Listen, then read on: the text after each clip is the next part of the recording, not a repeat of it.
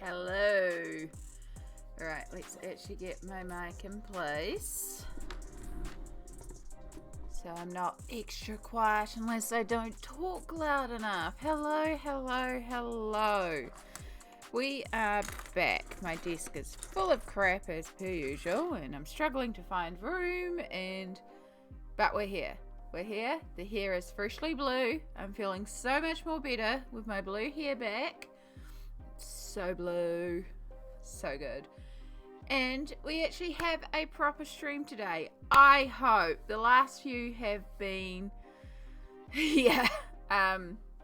So, for those that don't know, last Friday's stream, we discovered that my internet box, my modem, has a fault.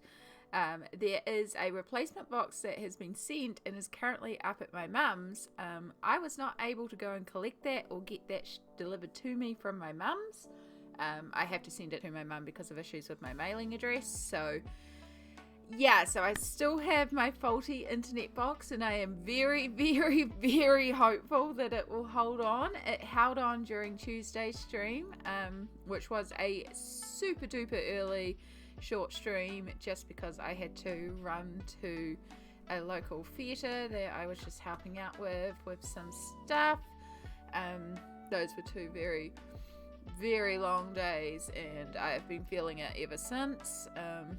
But we're here. I'm a little congested, not bad. I can just feel I've got like the start of something trying to form, so been really good trying to make sure that I take breaks, trying to like make sure I have some downtime, because this whole week has just been go, go, go, go, go.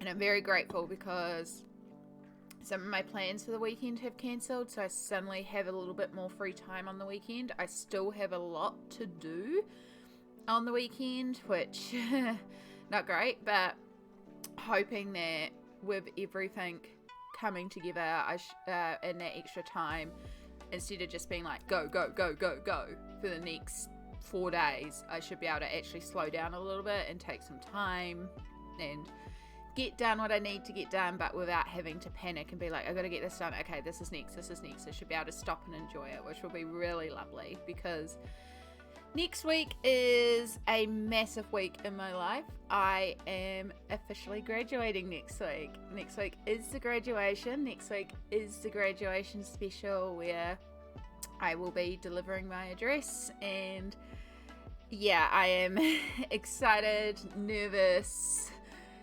terrified. I feel like I have not practiced my speech enough. I'm still struggling with words, so I've got so much practice to try and squeeze in as well, but hey, we're getting there. And maybe if things go well enough today, we might even do a little speech practice at the end of stream, because hey, why not? I've got to practice and I have an audience, so I was like, I could practice my speech on stream, right? Like, that's fine. We'll find out. But let us switch you over to the colouring stream. So I am technically started a little early. I was actually ready to go by about 22, and I was debating just going live at 22. But then I realised I had a couple more things I wanted to get done, so I got those things done first. But yes, we are here. I am determined that we are going to finish these gnomes off today. I want this spread done. So, we are going to be going for it today. We've been going speedy. We're going for ease. You'll give me your colour choices, and we're doing it. So it was discussed last time that we are going to make the gnomes rainbow. There are 7 gnomes, so it does make sense that we would do the gnomes rainbow. So last time we did finish off our snail, base all the grass, all the stones, base some of these wood objects. Sorry, there's a lot of weird noise out there for the moment. And yeah, so basically the last thing left to base is the gnomes, and then we'll get into shading. We've got a lot of shading to do, but we're on a home stretch. So we're going back to our usual technique of pulling the colours out that we've used previously. So now, because we are going to be, you know, I don't want to just use one flat colour on the gnomes, but each gnome is going to be a colour per se. So purple. Now the green is going to be interesting because I also use the green to base all the grounds. So right, yellow, orange, pink, purple, blue, green, and I technically had 2 purples, so I could pull out a great purple, but I have not used red, and this is going to be interesting. Right, so 1, 2, 3, 4, 5, 6, 7. Cool. So it does work. It does work. So the other thing we need to think about is where we place these colours, because we could just do red, orange, yellow, green, blue, purple, pink. I mean, it's not actually those colours, but we could do it in an order, or we could do it abstract light, which is what I'm inclined to do because I want to balance certain things. Now we have a lot of orange, we have a touch of purple which reflects this purple, so straight away, and because it's holding green, I feel like you need to be blue. That is the only colour that will work there. Likewise, this one can't be yellow or purple, so we could put the purple up there, and that would tie in with the purple there and help draw your eye around with the little bits of purple. And then in that same notion, we need the orange far away from here. So I want to make you the orange. Now we can't have yellow or the light purple. Well, the light purple we could do because we use the cooler purple here. But I do want the yellow further away. So we could do the yellow there. And then we could do technically the warm purple there. We could do the green up there, which would get it away from the grass, because I'm a little concerned to make him green when he's in the grass. I am out in nature today, but grab my phone and enough signal to tell you on, so I want to pop and say hi. Aw, thank you, Vi. Fully go enjoy that nature. Please disconnect and fully enjoy yourself. There is something so wonderful about just stepping away into nature. I've been saying for like the last few months that all I want to do is, I've never personally been camping, but I want to go camping somewhere in the bush by a river or a lake and just disconnect away for a while. I am just feeling the need to disconnect. And it is a need that I need to find a way to scratch, because I just feel like I need to go somewhere. I don't know how to do it, but I feel the need to do it. So if you need to step away and just enjoy that nature, please do, because fully understand. I'm so glad that you're taking the time at the cabin to enjoy yourself. So it looked really beautiful. The little snippets that I got to see in this chaos of a week. Yeah, it's been a need for a long time, and I'm scratching it by watching a lot of people's camping videos on YouTube. But yeah, well, part of the issue is not driving, so I need to go with somebody, which already takes away half the thing, because I want to disconnect. There would only be certain people I'd be willing to go with who would understand the need to disconnect. So that immediately slashes my options right down. But yeah, I've been kind of trying to find a cabin or something there I can go to and just, and I'm looking forward to my holiday at Samsara. It's like, that will be like a mini disconnect in a way. Like, I'll still be connected, I'll still be streaming and YouTubing, but at least it won't be in regular life. It'll be, I won't have regular life obligations because I won't be at home. So yeah, I am excited. I will try to catch, although we are heading into this week's in chaos. We are heading into even more of a chaos week for me with school and graduation and traveling, so much traveling, but I'm gonna try. We'll see.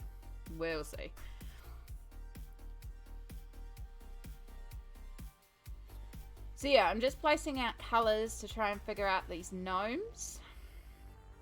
Back in the city next week, but then I will be mostly off. Yes, because of everything going on for you too.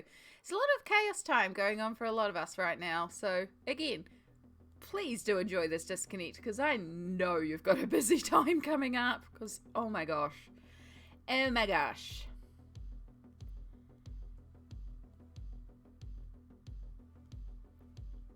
Right, I am happy with this layout. I am not seeing any potential problems with this layout per se. It's hard to tell until we start putting colour on the page.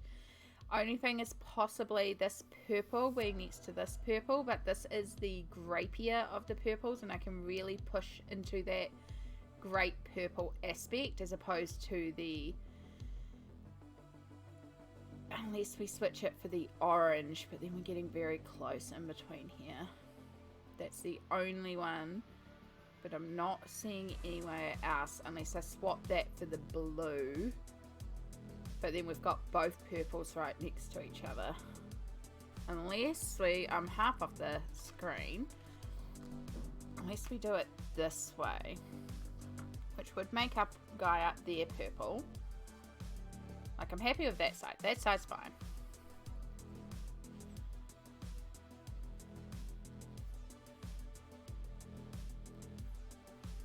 Actually, that could work as well, because there's not a lot of blue mushrooms up there. We do have a few blue mushrooms down here, but making that one blue will help tie in the mushrooms, because they kind of flow like this. So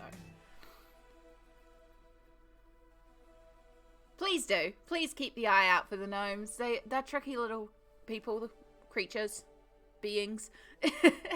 They do like to hide in those mystical forests. Look out for fairy trees and mushroom houses and all the good stuff. I love it. Take care, hon. I'm so glad you could pop in.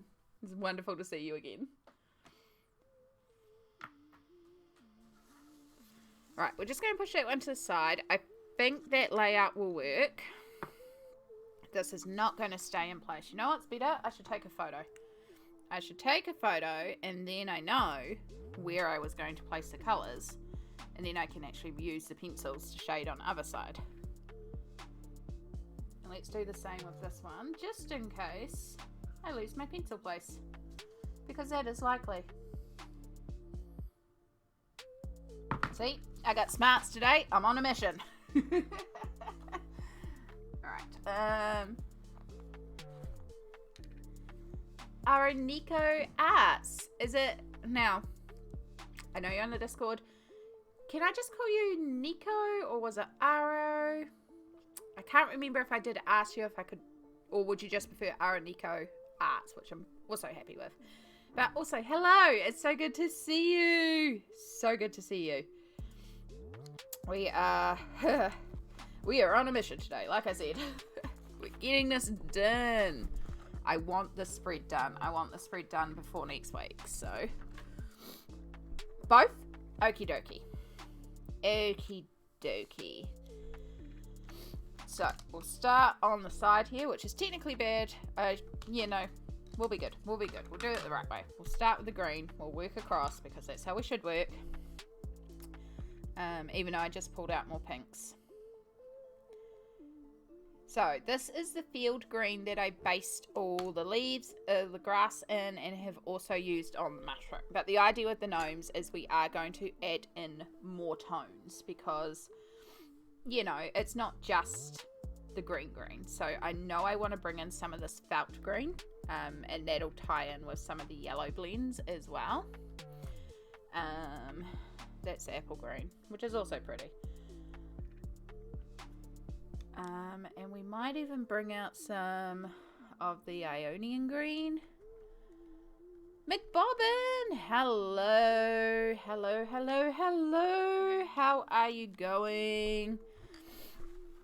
Welcome in.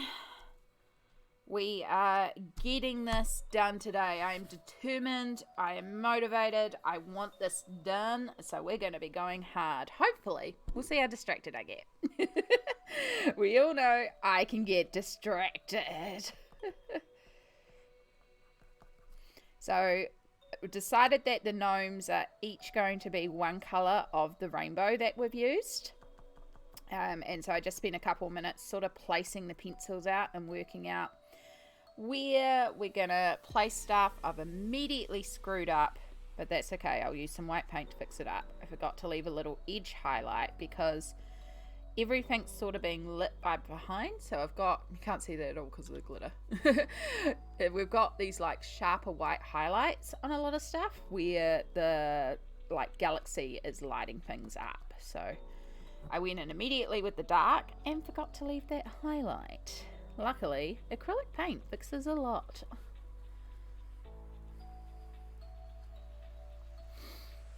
I'm just here for a few minutes. Just want to say your hair looks gorgeous. Thank you. I feel much better with it freshly dyed. Like, this is how it should be all the time. If only it would last. But it should be good for graduation. It's freshly done. It's ready to go. It's just in its recovery stage after a bleach. Which means that I just don't touch it for the next couple of days. I just give a chance for that natural oils to form back in the hair. And then by the time it comes to graduation, it will be healed and verging on a little oily, which is what I want for styling it, because I am planning on curling it for graduation. So I need it to be not only healed and recovered, but I need it to be a little on the oily side. So basically, I'm just lazy with it for the next week or so. I only wash my hair like once every 2 weeks, which I know to some people sounds absolutely disgusting, but my hair type is dry. I am dry as heck. So my hair does not get oily. It takes a long time for the oils to build up in my hair, so I can push it very comfortably to 2 weeks, and honestly I can even push it to 3 weeks sometimes, which is why my hair color also lasts a really long time, because I really don't wash my hair a lot. Yeah, I can't wait. I picked up the last few little things yesterday that I needed. So I got my replacement foundation. I got my face wash back, which is fantastic because my skin has been going nuts lately. And my face wash and moisturizer I'd run out of, and I've been waiting for it to come back in stock. I got new like green base, because a lot of the time I don't wear foundation on stream. I just put on a green base to neutralize my redness. We do have a little bit of foundation today because of the ickiness of my skin, but most of the time I'm just wearing a little bit of green CC base to help neutralize the redness in my skin, and then add in the blush to add in the redness where I want it. I got all new eyebrow products, which is fantastic because my brow stuff is just about out. Like, I'm running out of a lot of my core makeup, so it was really nice to be able to pick all that up yesterday and be like, The only thing is they didn't have the blush that I ordered in stock. They refunded me that one, which is fine. I mean, I got a refund, but it's like, but the blush. And it was a really cute bright pink blush, which is something I'm lacking. So yeah, I'm going to have to, I mean, I've got blush, don't get me wrong. I've got plenty of blushes. It was a really pretty bright pink, which is something that I've been delving more and more into brighter blushes, especially on stream. Like, because my lights fade me out a lot, I tend to, like, if you were to see me in real life, it's very intense makeup. Again, it's not like a lot of base, there's a bit today, but there's like a strong contrast, highlight and blush here, and in real life it looks quite like bam, it's there, but on stream it fades out a bit, and that's because of the bright lights in the camera, because it washes me out. So we have talked about this before, about, you know, how I actually paint my makeup for stream, not as regular everyday makeup. Oh god, that's not the right sharpener either. So yeah, because of that, I've realised that I need to get a slightly more intense blush because it streaks out. So it was like this really pretty but intense bright pink that I ordered, and it was on clearance and it looked really cute and came in a little strawberry. It was really cheap as well, so I was just like, yeah, that'll work.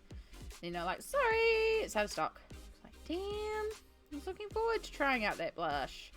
But it's not essential. It wasn't even a graduation thing. It's just, you know, I was buying the boring makeup, okay, the base stuff, and I was like, I want something fun. Mine is dry and damaged. The roots start to get oily about a week, though. Yeah. So it's the same as me, where you get dry, and then suddenly you get a bit of oil, but you can make it last, so... You have to get back to work now. Have a great stream. May see you at lunchtime. Thank you. It's so lovely that you could pop in. Take care, hun. I hope work goes well for you. I hope it goes really fast.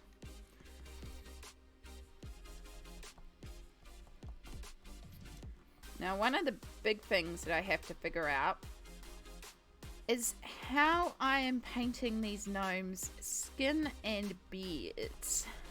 I kind of want to do a variety of skin tones. Like, we're doing rainbow, so let's fully represent the rainbow, you know? So I want to do all types of skin tones. But I'm really lacking in skin tone type colours in the Inktense. And I might need to pull out the Durers for some of them. Because I really, like, one of the things I'm realising more and more about my Inktense is I am lacking a lot of those browns. Because I don't have the full set, so I definitely need to get some more. And the wonderful Smalt, who may or may not join us at some point during stream, recently not only got Inktense, but got the additional new 28 colours and put up some wonderful swatches in my Discord, which, oh, so good. So I got to see immediately what colours I need to grab, because I will be buying them like one or two at a time, because that's how I can afford it. Maybe a bit more if I'm lucky and manage to get a deal or have some payouts. I am very close to a Twitch payout. And I did say the next Twitch payout would maybe go on some emote creations, but I do have an idea for another emote, and I think I can do it with a mouse. So that's the hard part, is trying to get these things sorted. I can do digital art, that's the thing. Like, I did create my rainbow pencil, I did create my little octopi, like, I can do emotes. It's just not comfortable with my tablet.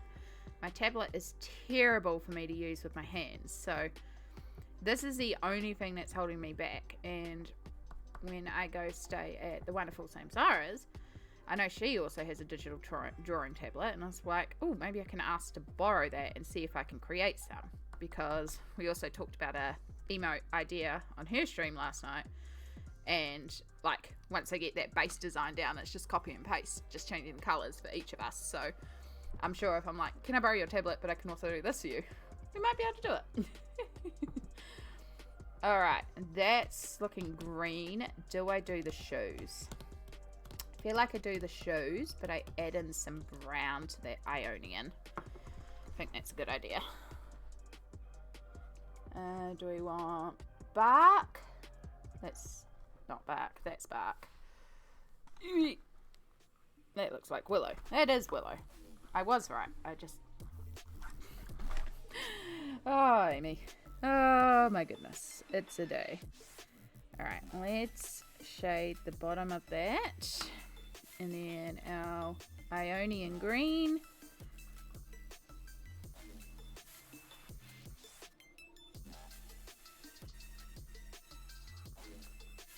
And then let's add a bit more bark into there. You can see I'm like not even being too pedantic with it, because that's the great thing about Inktense. They just work. They'll blend, they'll cover. I feel like it's going to be one of those days where I just end up with crap all over the desk. I mean, there's already crap all over the desk. I've really got to clean up. But I just haven't had a chance to stop. I'm hoping to this weekend. Again, one of the things this weekend is just doing some cleaning. That was kind of all going to have to be squeezed into Tuesday night with a bunch of other stuff. But if I can get Tuesday night free, that would be wonderful, because then I can go hang out with some family as well. And see my niece and nephew in that before I take off for a couple of weeks. So I've said at this stage that I'd let them know on Monday, because I don't know how I'm going to squeeze everything in right now. And the other thing as well is, again, I can feel myself getting run down. and when that happens, I have to stop sometimes. So, ugh. Trying not to sniffle on stream. It's not bad. It's just I've got like a little bit of congestion in the nose, and it's like there's certain things I can tell about my body. With my illness, I get run down very easily. I am immune compromised, and I am very susceptible.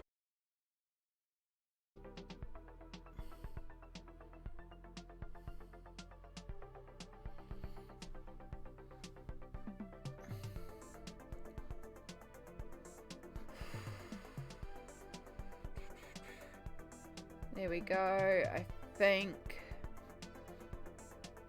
Yep, we're back. 20 minutes in. You worked fine all week. Like, there's been one or two little blips, but there's been nothing. The moment I start the Friday stream. Alright. Are you going to be good? You're not going to autoplay an ad? No, it still thinks it's the same stream. I mean, if you're going to autoplay an ad, I wouldn't mind you doing it now, because I don't think there's many people around. Yep, there we go. It's got the session back. And it thinks it's an ad. Okay. It's going to autoplay this ad. I'm just going to get this ad to run now. I'm going to turn my ad manager off, and I will manually monitor ads, because if it's going to do this again, it's going to be a pain.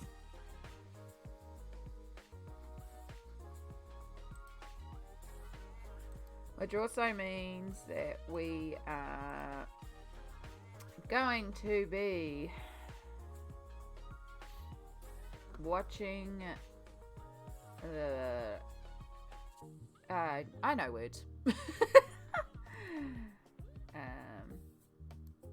Sorry, it's probably going very slow right now. It's still struggling. It's lost my Ethernet cable altogether, which is interesting.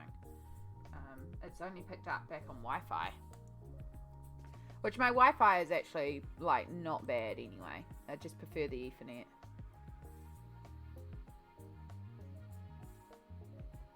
I did want the creator dashboard because I need to go to the analytics from there. Not the analytics, the affiliates stuff. Alright, we are in an ad now. Let's let this go.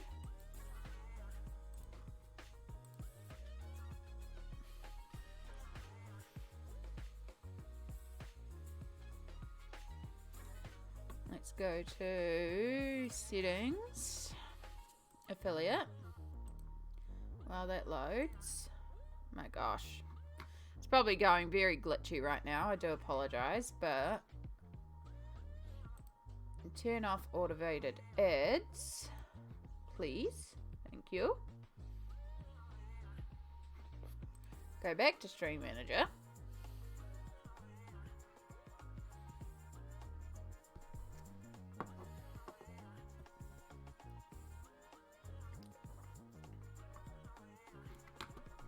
Watch as it struggles with everything.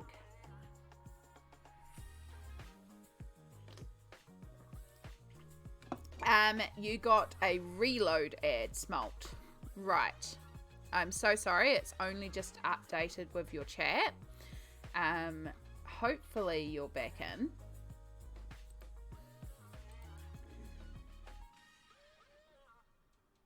Oh my god. There we go. Now things are starting to update. I'm back in, I think. Yeah, I don't know what is going on. There we go. You're coming up on one of my chats now. You're still not coming up on stream itself. I might need to reload the chat widget. Small, I'm not sure if you're hearing me, if you're still stuck behind an ad wall. I do apologize. I had another internet dropout. The chat box. Yeah, I haven't had a chance to go pick up the modem, and unfortunately we were going to get that delivered to me, and that didn't quite happen.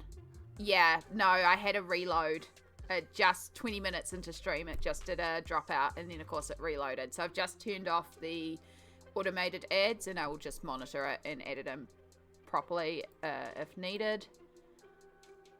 Right, I've just refreshed the chat box, so hopefully now it should pick up on the chat. Let's just spam some emotes and see if it works. If it's going to pick up the chat. It's fine if it doesn't.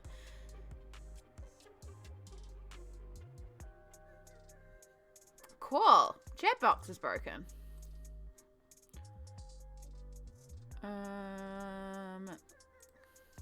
Browser settings. Refresh when browser when scene comes active. So we'll just go, hey! Yeah, because if the chat box is broken, we're also not going to get the emote wall.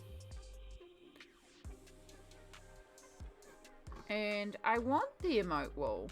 I love the emote wall.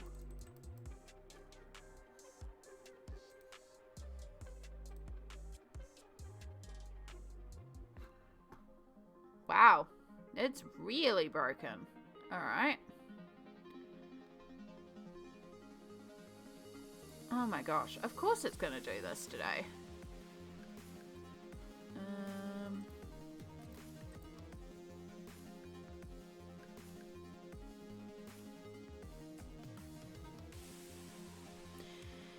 Yeah, apparently.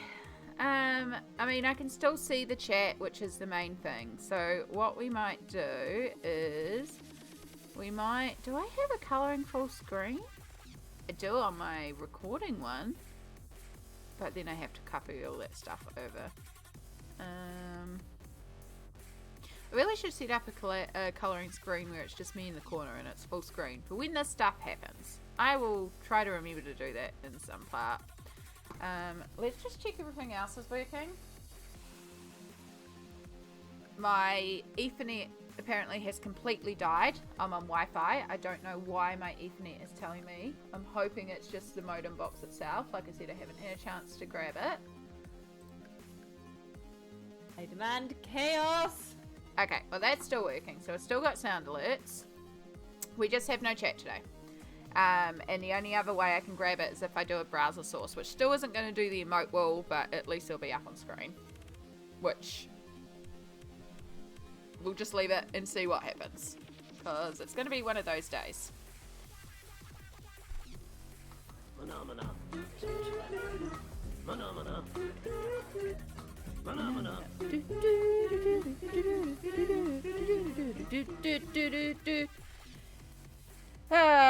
Yay. That makes me happier. Also, hi Small. Hey look, sound alerts worked. That's a start. Maybe it's picking up the chat box. Is it just being biased against us?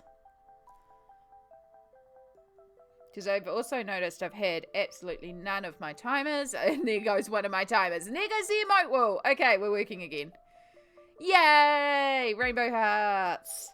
Ah, thank goodness. It just needed a moment. It just needed a cup of coffee and just a moment to breathe and just some time to take care of itself, you know?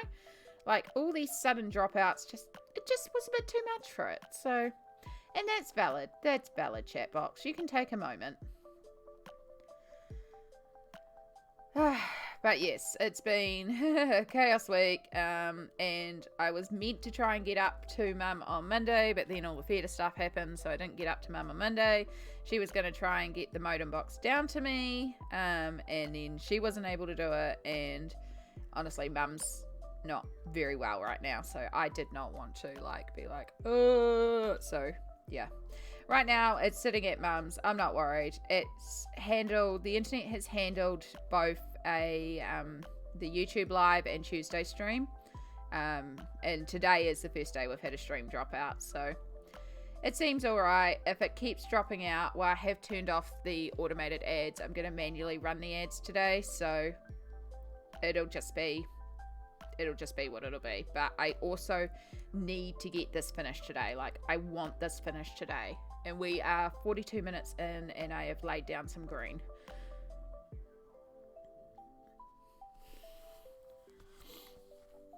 Yeah, the internet was fine for YouTube. So, I don't know. Maybe it's just cursed on Fridays. Maybe it just doesn't like Fridays, which I get. Fridays suck. A hydrate. Yes, I probably should drink more than just energy drink and coffees today. I did grab my water bottle. I've had a little bit.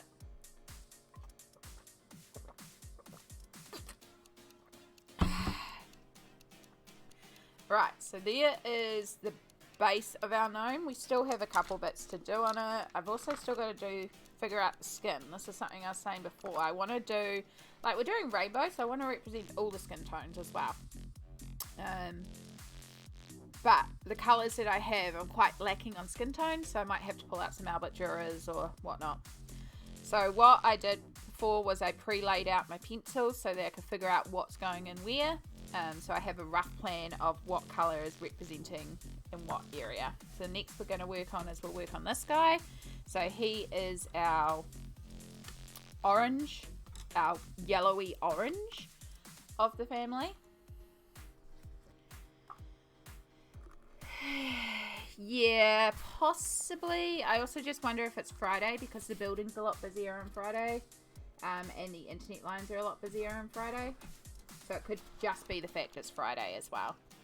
Like, Friday's a lot for it. There's also, like, we had a bunch of internet issues with the recent storms and stuff, so they're possibly just doing a lot of repairs to the network. Like, Samsara streamed a couple of nights ago, and she actually had to stop streaming because her whole internet just imploded because of the internet and the storm going on. So there's also possibly a factor in just the world right now. But yeah, it's all good. I've got so much stuff sitting at mum's that I've got to go and pick up. And it's one of them is my modem box. One of them is like my disability parking card replacement because my last one expired. This one lasts for 5 years, so it's just a once every few years thing. It's got like there's like a cord for my keyboard that a friend surprised me with to turn to plug into. It's like a converter for a USB keyboard. They sent me both the keyboard and this converter, but it was being shipped separately for some reason. And it plugs into my phone so that I can have a keyboard on my phone for those days when I have to watch Twitch in bed and I'm trying to type on my phone, and we all know I can't type on my phone. I can barely type on a computer. And that was a really lovely surprise. I was like, oh, thank you. Now this is the gnome where I think I was meant to colour in that bit black.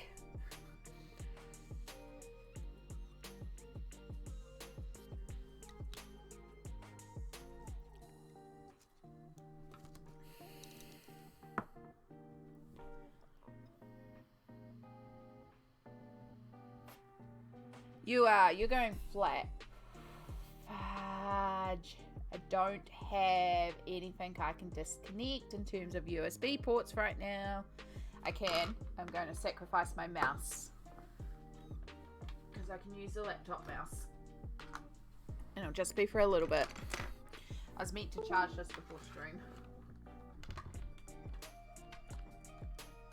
I love my new speakers. It has helped so much with the sound issues. Actually, no, I'm not even using my speakers right now. I'm using headphones. So, oh, which one is speakers and which one is my light? Try that one. That one was my speakers. We'll just remove the pretty rainbow light speakers because all they are right now is just pretty flashing lights. And that way I can still have my mouse. I should really label my cords. I don't know why they insist on all the USB cords being black and looking the same. Alright, we've got that on charge. Let's get this going. So, I'll start with what I know I'm going to do, because I'm just going to keep all the shoes with a touch of brown. I'll just keep the shoes consistent. They'll still be, like, shaded with the colour of the family that we're doing.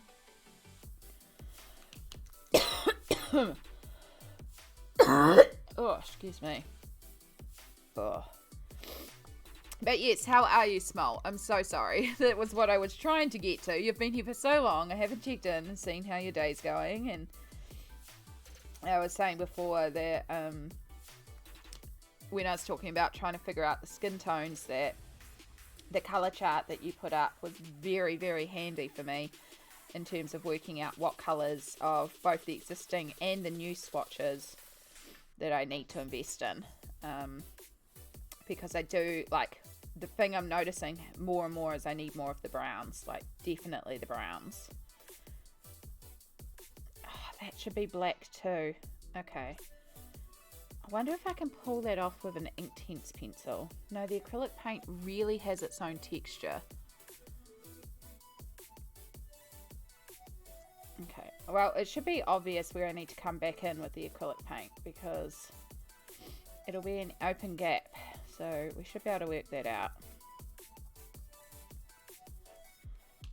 And I am just going to take a touch of brown and really darken up some of those areas. And then we'll bring in our bright orange and make some very bright orange pants. Then we'll use the same thing on the hat.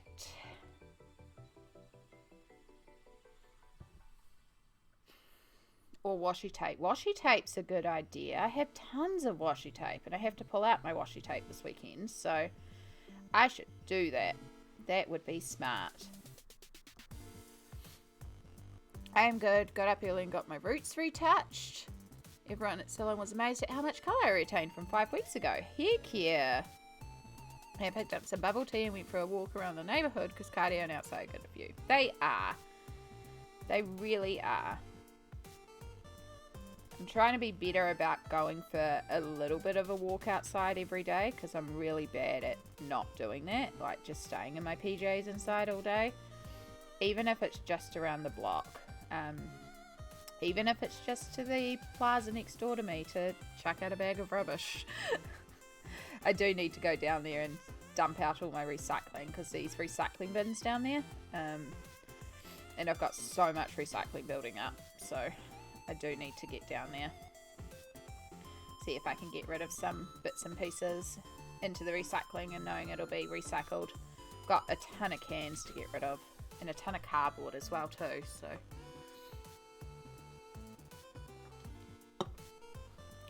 we try for 20 minutes a nice day because 20 minutes is more than no minutes. Exactly.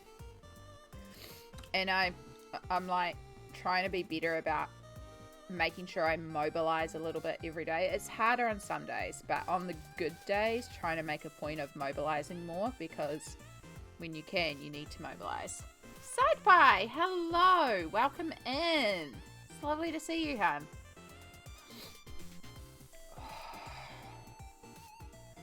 Bear with me, I have a little bit of a runny nose today. But I'm not getting sick. I refuse to get sick. I absolutely refuse. My body can just go and F right off. We are not getting sick this week. I got too much to do. Oh, itchy, itchy. Where are my boxer tissues? Who knows? Who knows?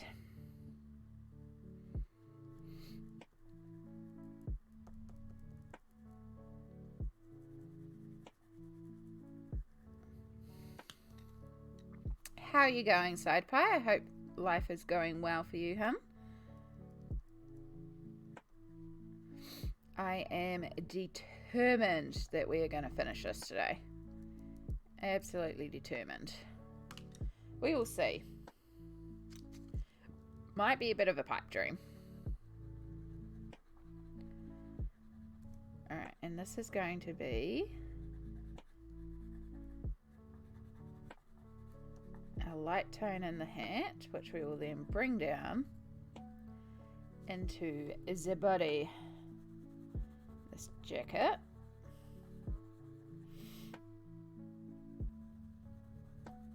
Alright, now this is where I have to figure out. So there is an extra line there. So that could be... Yeah, so those are the 3 areas of black that I need to come back and do, which we will do. And then... Do I want to? Yeah, why not? We're going to make you also be holding a yellow lamp. And then I'll figure out the rest of that afterwards. But yellowy orange lamp.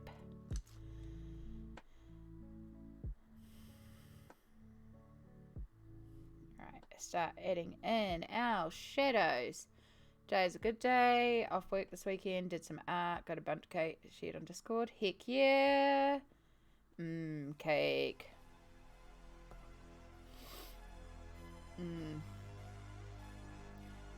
Was talking about having cake recently, or rather cake batter.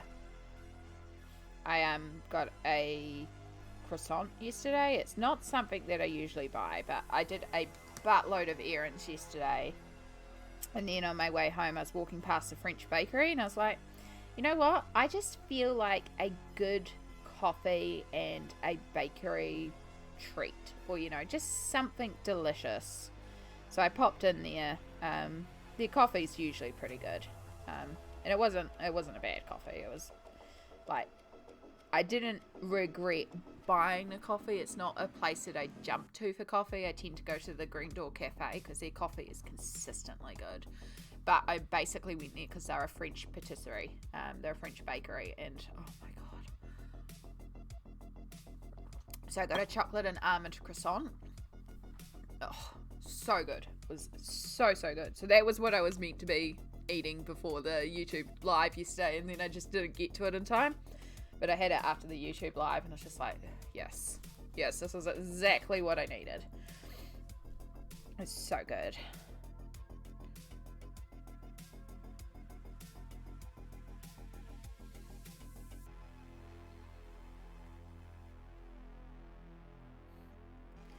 I am a huge sweet tooth person.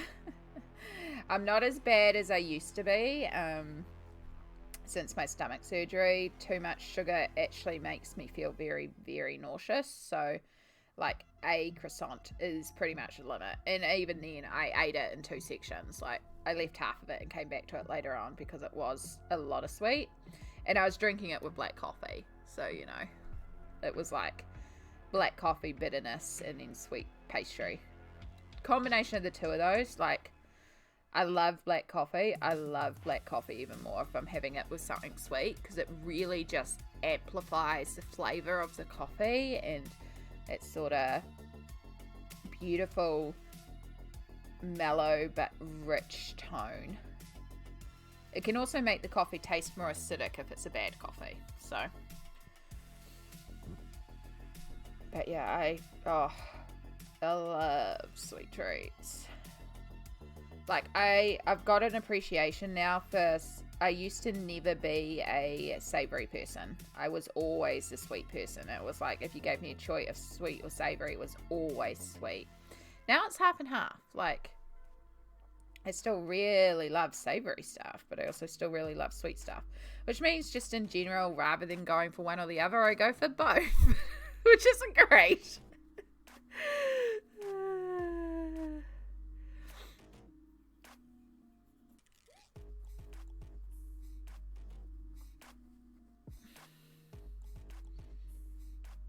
Oh, nice.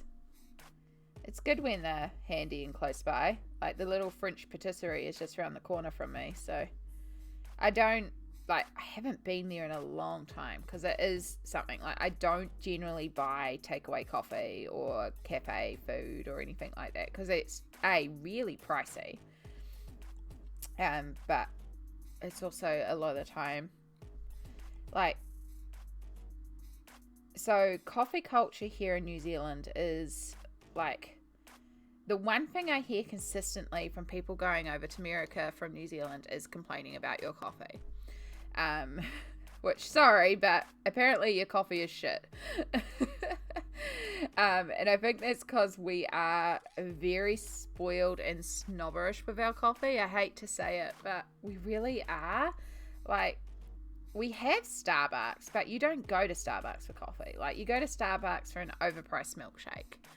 And everyone knows that you don't go to Starbucks for coffee. You go to cafes, and everyone has their own little cafes. But yeah, everyone will talk about what cafe does the good coffee. And it's very, like, if you are a cafe that does a good coffee, you're going to be in trade for ages. You do bad coffee, you're never going to last.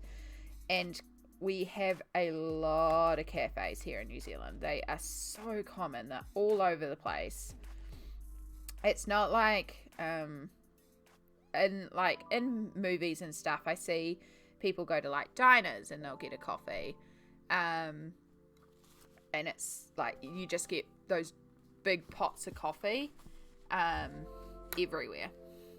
It's like, no, you go to small little cafes and you get like espresso shots and like little handmade coffees, and like places that roast coffees are like, oh, there's a little cafe around the corner from me that not only sells good coffee, but they are a coffee roaster. They're like an individual coffee roaster place, and you can go there to buy beans and stuff like that. So yeah, we're just talking about like coffee culture, and also like how New Zealand's kind of like a little snobby with their coffee in a way compared to like I had some people talking recently, and they're talking about the States and visiting the States, and all they could agree on was that their coffee was shit. And I'm like, why? And they're like, oh, because it's all like this, and like we're kind of really snobby here about coffee, I think. Yeah, which isn't bad because it means we get good coffee, but you know, it's also like coffee, you know. So, but yes, we're talking about it because I went to a cafe yesterday. I don't go to them a lot, but I went to Petit Patty, which is just around the corner from me. They're a French patisserie, and their coffee's like, it's not like amazing coffee. Like, I go to Green Door for good coffee. If I'm just getting coffee, I go to Green Door, and I don't do it often, but if I'm going anywhere for coffee, it's Green Door. But I really wanted like a patisserie or a treat or some sort of baked good, so I brought a croissant yesterday. It was delicious. It was not good to eat in terms of my body, but oh, it was so good. And there's something about like, it was a chocolate almond croissant, and that chocolate almond croissant with like a deep dark coffee, oh, it just hit. It's one of those things where you just got that combo that's good. So yeah, it just kind of delved into coffee talk, but also coffee. But yeah, I did see before Smalt said that you don't go to Big Name Coffee for coffee. You go to Big Name Coffee for sugar bomb. Yeah, that's the only reason people go to Starbucks, I reckon, is for those overpriced milkshakes.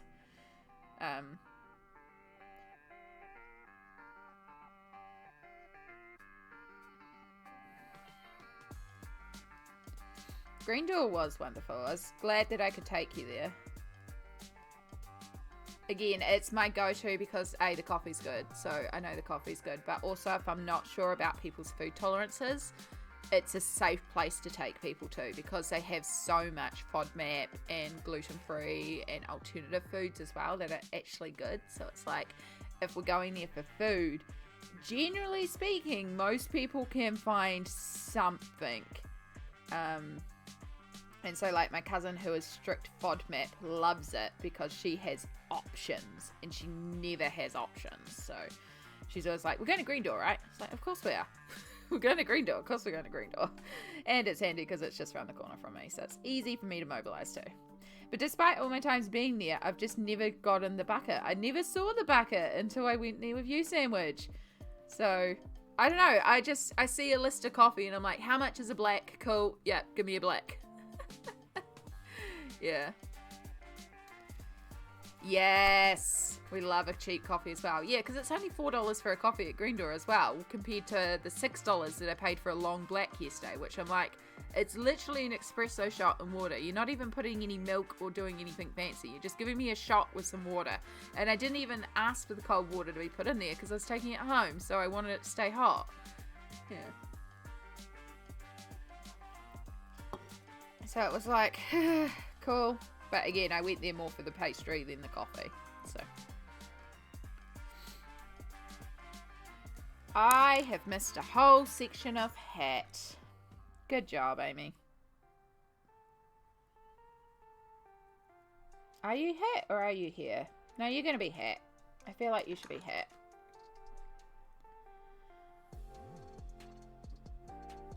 So just as a heads up, the modem has not yet been replaced. It's been received. It's at my mum's. I just haven't been able to pick it up. So we have already had one internet dropout so far today.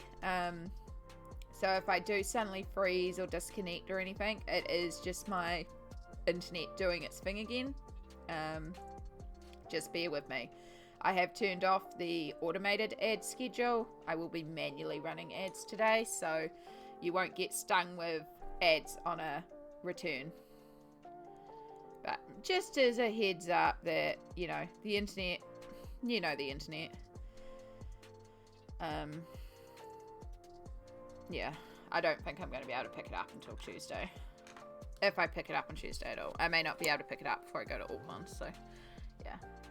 Even a long black at your work is like, yeah, see, $5.50 for a long black, like, again, like, I get it for a flat white these days, $5.50 to $6, I get it. You're spending time, you're foaming milk, you're putting in milk. Long black is literally a shot of coffee. Like, why is it the same price as a flat white? We have a stretch. Thank you, Small, for keeping me good and flexible. We're going to do some hand stretches. Oh, cold brew is beautiful when it is done well. Cold brew and Starbucks cold brew was how I started on the love of black coffee path. So when I used to be for many years, it was only like in my mid-30s that I started getting into coffee. I was just like, ooh, coffee's disgusting. I don't like it at all. And then I started drinking caramel frappuccinos, and by accident one day they gave me a caramel coffee frappuccino. And I was like, ugh. And then I realized because I took a sip, and then I was like, ugh, coffee. Actually, hang on.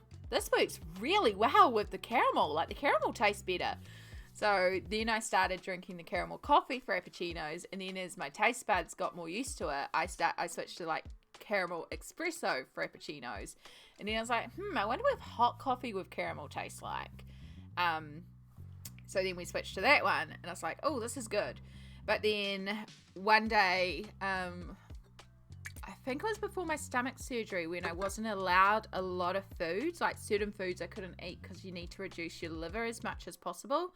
And so I really wanted coffee, but I was used to like, caramel coffees. And I was like, and it was hot. So I was like, I'm just going to try it. So I went and got a cold brew, and then it was like too much.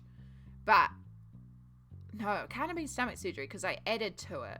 I feel like I got like a caramel coffee cold brew, but that one, it was mostly cold brew with just a little bit of caramel in it. So it was mostly coffee.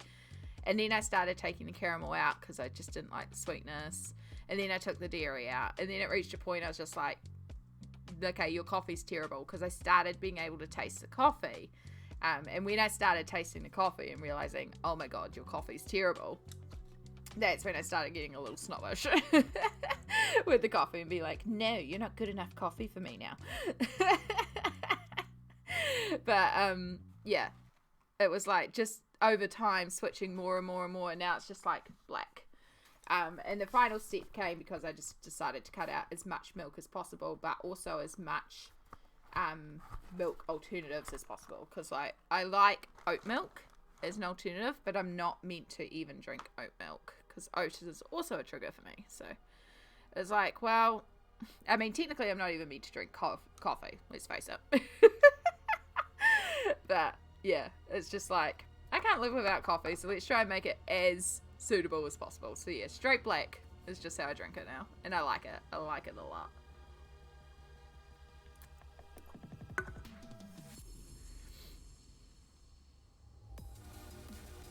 Thanks, Small. No, it's appreciated. We've still got 30 minutes till the pre-rolls are off, and I will be alerted by the ad manager when the pre-rolls run off. So when that happens, that's when we'll run an ad. It'll give me a warning. But I do appreciate an extra stretch. It's always good to stretch. Was out with friends, was given a coffee. It was a mess up for a friend. Sleep for a hot minute. Oh. And if anyone knows Philip's, tell him I have a bunch of his screwdrivers. Right. I love the iced coffee with caramel at work because they're like super free for staff. Heck yeah. Tea is also good. I like tea as well. I had a massive cup of tea last night and it was so good. I'm not a fan of, I say that I'm starting to develop a like of normal tea. I say normal tea, meaning like your Earl Grey, your gumboot tea is what we call it here. I'm starting to get to like that. I like herbal fruit teas though. Still don't like green tea. I still think it tastes like grass. I don't think I will ever develop a taste for green tea.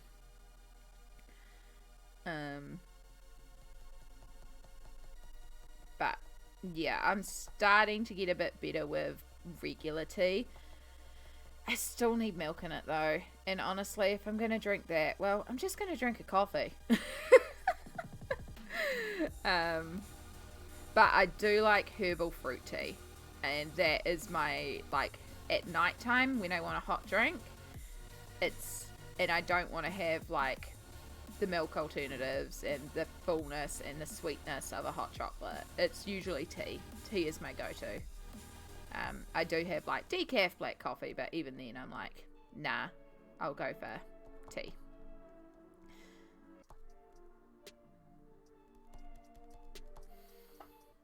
Good old gumboot, exactly. It could be grass tea.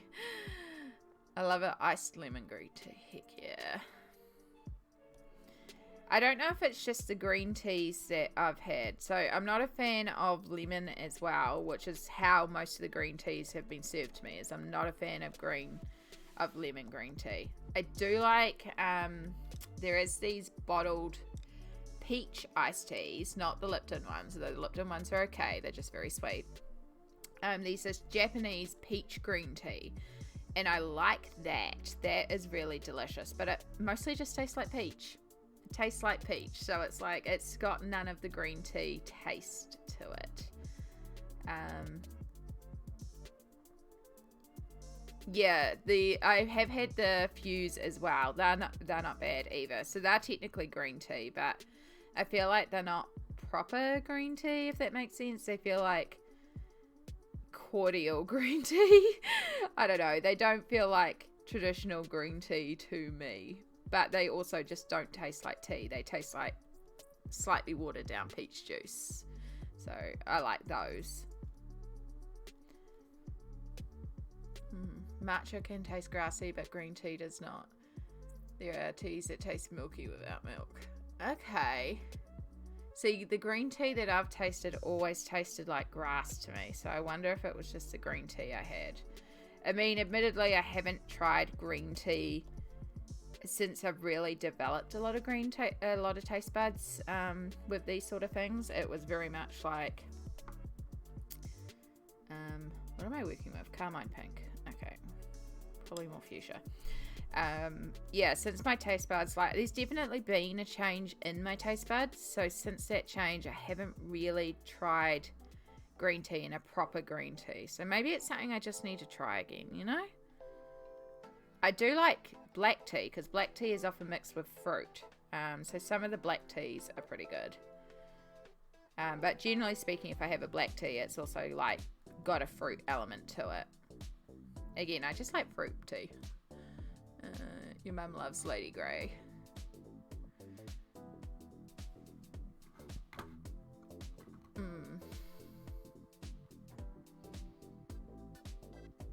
Yeah, these Turkish tea that my dad drank once, and I keep trying to find it again. It's like an apple Turkish tea. It's a black tea, but it's also apple. It was really good. I need to see if I can find it again. I don't even know where he got it from. Jasmine green tea is the best green tea. Okay, I'll keep an eye out. I love loose leaf tea. I have a bunch of fruit tea bags, but my absolute favorite tea in the whole wide world is by Teetotal. It comes in a little tin, and it's I want to say it's the Peach Berry Crumble is the name of it. It's black tea, but it literally has pieces of dried peach and berries in there. So when you brew it, you're also extracting the flavor from these dried peaches and berries, and it is so good. Like, I could drink gallons of the stuff. And I try to be really kind of cautious with it just because it is, like, it's not cheap. It's $20 for a small tin of it, and the tin does not last long. And I don't know where else to grab it. I think I can order it directly from their website, which is probably what I should look into. Because I used to be able to get refill bags. And then instead, last time I just had to buy a replacement tin, which is a bit silly because I have a tin. So, but oh, I love that stuff. And every once in a while, I'll go into a cafe and they'll have the teetotal teas. Is it teetotal or T2? It might be teetotal, but it's written T2 or something. I don't know. I can grab the tin if you really want to see. But they'll have it, but they won't have this one particular flavour because they can't stock it.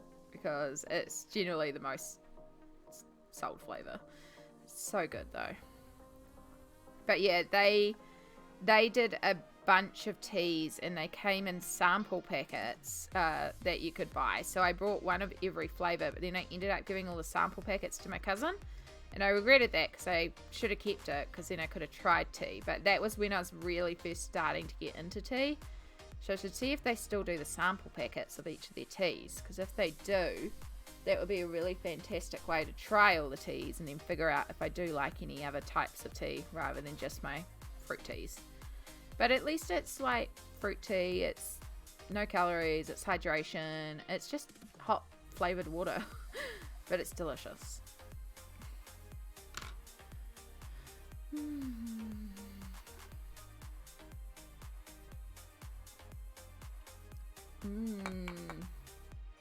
The boba shop next to Albrecht has the best lemon green tea. It make it super sour. Ooh.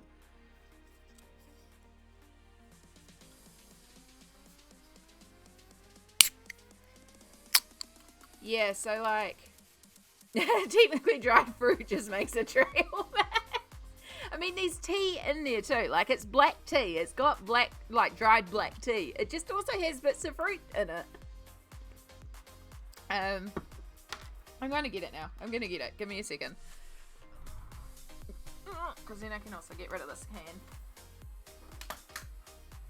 Oh.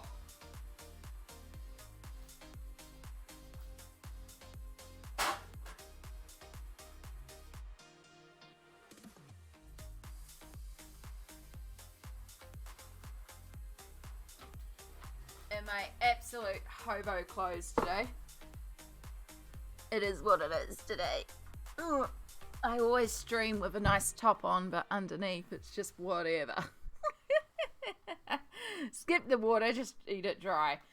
So it is teetotal. It is teetotal. So yeah, fruit, berry peach crumble, fruit tea. Yeah, so it's currants, rose hips, elderberry, hibiscus, flavour, blueberry, blackberries, and cherry pieces in the tea.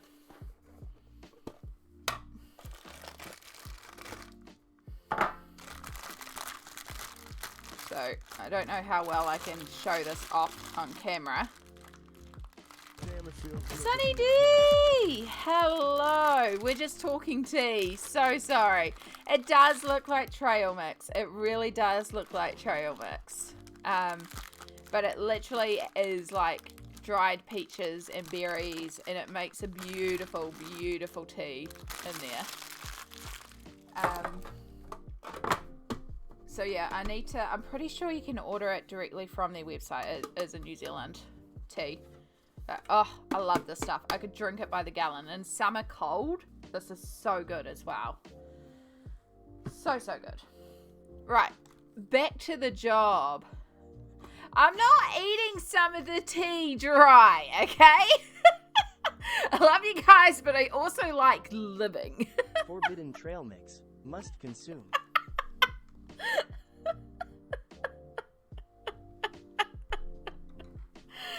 Oh gosh. Alright, if I ever do like some sort of charity stream or reward stream or something where I have like a spin the wheel thing, you know, people put up like, I'll eat a jalapeno pepper or chili jelly beans or do a shot of Tabasco or something, which we all know I would handle fine because I love my spice. Instead, I'll put the forbidden trail mix on there. We'll eat some in there, okay?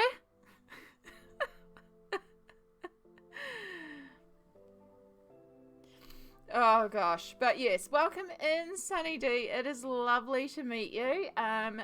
Mods, can you please shout out Sunny D for me as well? Sunny D is a fellow Twitch streamer that I discovered on a browse around here on the Twitches.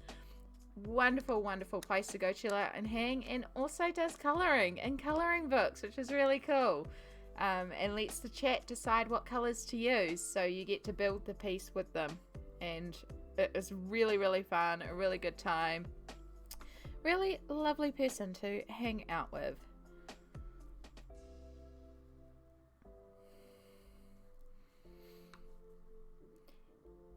Thank you, Smoked.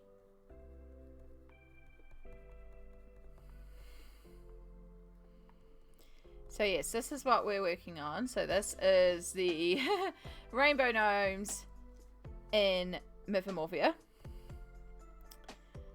Rainbow glitter, mushrooms, rainbow gnomes, so much colour, all the colour. We love the colour. So right now I'm just trying to base each of our gnomes in their specific colour, and I'm using the Inktense just to chuck down a layer of colour, and then we'll go back in with different pencils. I've used a mixture of Albrecht Durers, the water soluble ones, polychromos, and Prismacolors in this as well.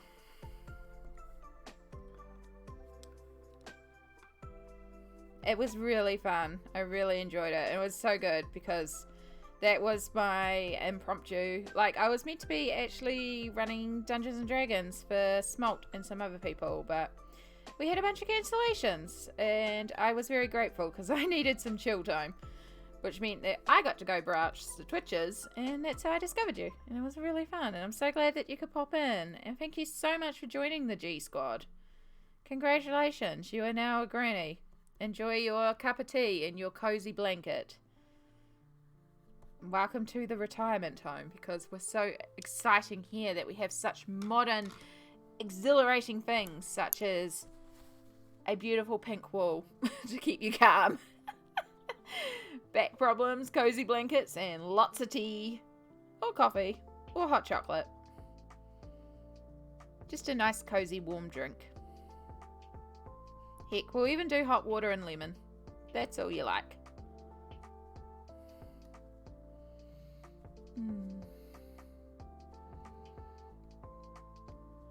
I have made the mistake of sampling a mini chocolate chip in a dessert flavored tea.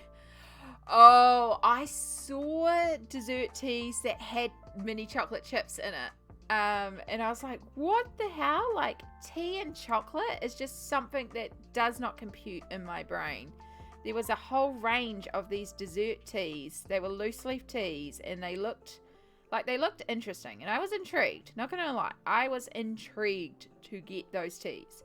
And I almost did, but it's like, my brain doesn't comprehend, because again, I drink mostly fruit black teas, right? So, when I drink tea, it tends to be like milk or milk alternative free, because I don't drink a lot of dairy anyway. But to me, I find it hard to comprehend milk in tea.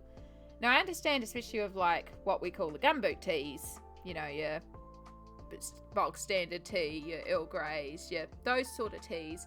Yeah, you might put some milk in there.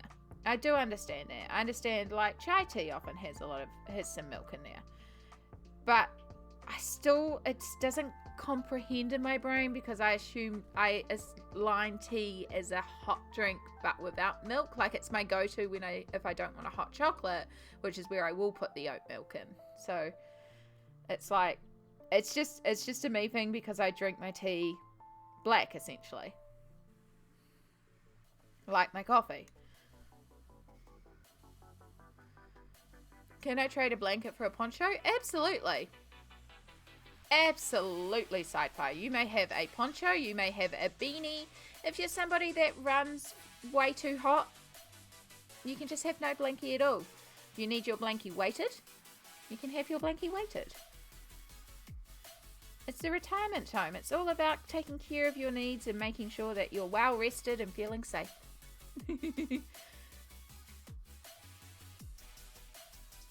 We do range. We're all grannies at heart. The chiller, calmer, more fun side of chaos, I reckon. I was in another Twitch stream earlier just while I was doing my makeup and getting ready. And she described her stream as cozy chaos. I was like, oh, I call mine chill chaos, but cozy chaos is pretty accurate. Self-care is always needed. I didn't feel bad for wanting to. Yeah, exactly. It just worked out well because everybody had something else on. And then with two people that absolutely could not, me just being burnt out. That's why when it was like Claire PB couldn't make it in, I was just like, this is a sign, take it, you need the day. So it's just like, nah, we're just calling it. So I really need to get a lemon honey today. I got myself sick. Oh, I don't actually like lemon honey. Every time I start to get a bit nasally congested, everyone's like, you should get the lemon honey. I'm like, I don't actually like lemon honey, and it's the honey. I don't like the honey.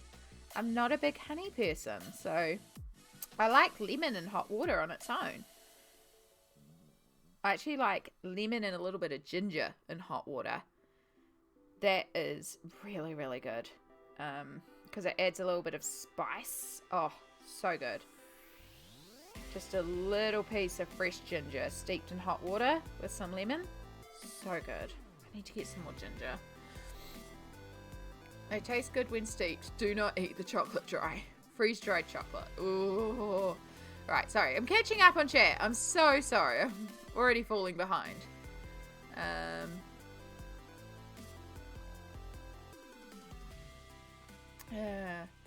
Yay, way to blankets. Oh, I hate honey, but love lemons. Yeah, so it's not just me. Which is a shame, because New Zealand has some beautiful honey products. And like every once in a while I'll get into the right mood for honey. It's only recently that I found out that peanut butter honey sandwiches are a thing, and I actually kind of did them. Because another thing, so this is what I'm meaning about the changing taste buds. Like, for many a year, I had all these rules about food. Like, I knew what I liked and I knew what I didn't like. And then as I've gotten older, I've discovered certain things are better, like foods that I enjoy more. I still don't enjoy cream sauces. I still don't like macaroni and cheese. Possibly because I'm not meant to have gluten or dairy. But I used to be very much like, savory food should be savory, sweet food should be sweet, and never should the two miss. And so, like, peanut butter always had to be extra salty. And I still like peanut butter and salty peanut butter. But every once in a while, I've started liking doing a peanut butter and honey sandwich. And it's like, it's combos that I would never used to like or go for. But sometimes it just slaps, y'all. Sometimes a good PB and honey sandwich is just really, really freaking good. Right, I'm falling behind again. I just like my poncho. I need to finish it. Heck yeah. We have Manuka honey. Yeah. Samsara! Yay! Hey, beautiful. Be more specific, but you're beautiful. Correct. You're also beautiful, Samsara. So good to see you, love. When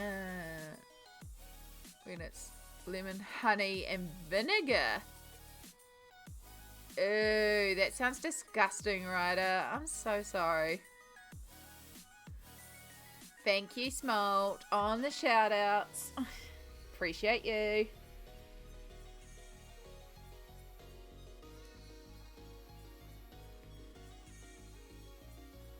You hate mac and cheese too? Heck yeah. So, like, so many people have said to me, oh, you just haven't had good mac and cheese. I'll make you good mac and cheese. And, like, I don't like it. And at the end of the day, I don't like, it's a heavy, stodgy meal that hurts my stomach after I eat it. it is usually very bland or very cream layered. Now, I like cheese. I like cream.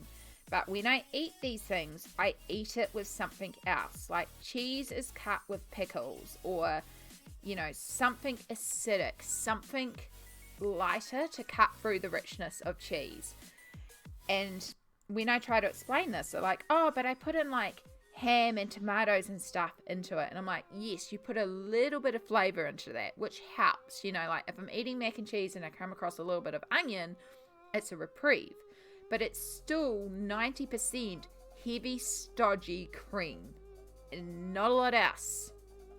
I like lasagna or tomato-based sauces because, like with lasagna, for example, yeah, you have that creamy of the sauce, but you've got acidic to cut through it. So it's not just all one note. And that's what I've discovered. The only way, and this happened once where I went to somebody's house and they made mac and cheese. And I didn't want to be rude, so I ate it. I got a very small portion of it. I ate it, but I doused the heck out of that in pepper. And they were like, oh, that's a lot of pepper. I'm like, yeah, I like my food really peppery and spicy, so, you know, which, and like, they knew. And they were like, oh, yeah, that's right. You're always putting chili on stuff. Oh, we've got some chili sauce. Do you want some? Yes, please.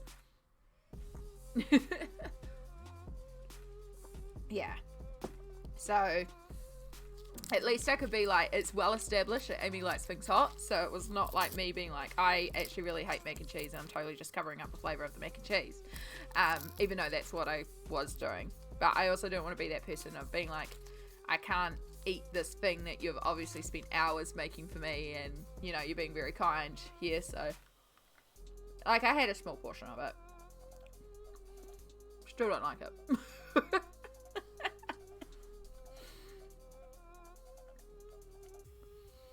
Totally paid for it later on too. It was before I knew exactly what was triggering a lot of my stomach issues, so.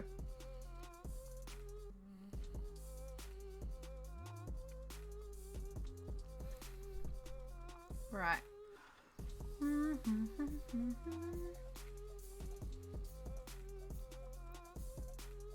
Yeah, you probably did develop some good immunities, Ryder, with all of that.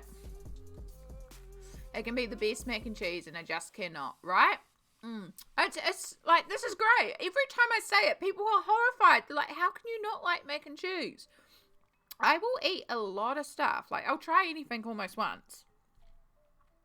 I'm a little bit more hesitant with certain foods because of tolerances, but I'll try it. Like, I've eaten some weird stuff. I don't mind eating it. I love going for the spicy. I love going for the weird. I love trying new stuff. I'm just aware about flavour and flavour balances. And that's the thing, like, I say I love hot food. I do love spicy food. But I want my food balanced and spicy. And this is something that really annoys me when I go out to, like, curry places or something. And they're like, oh, how hot do you want it? And I'm like, oh, can you make it hot, please? And they'll be like, hot? You know, white girl. I'm like, yes, please, authentically hot. And they'll be like, oh, okay. And they'll just dump a bunch of chili sauce in there because they're like, oh, she can't actually handle this. Let's make a joke of it. This has happened to me before. And I've seen them where they did this. They came back out and they were sitting in the kitchen snickering. And I could tell that they literally just dumped a bunch of, like, chili spice in there, which is great. Like, it was fine. I ate the whole thing. They were like, what? I've got a spice tolerance. But there's also a balance to it as well, and that's what I want as well. Is when I ask for something hot, I don't just want more chili, I want more flavor as well. I want that, like, increase the chili but also increase the cumin, also increase those other flavor notes, so I get the burn but I also still taste stuff. And a lot of the time when I go to places and ask for it authentically hot, they'll just be like, more chili. It's like, no, not more chili. I want the authentic flavor, which is the flavor notes plus the chili. There's a really good Thai place near me that will do it. And they have hot, and then they have authentic hot. And that's where they actually make it for the Thai people who come visit. And I'm like, they come in and they're like, ah, Thai girl. Me. And I'm like, yes, please. I love them. They're so fun. They're so fun.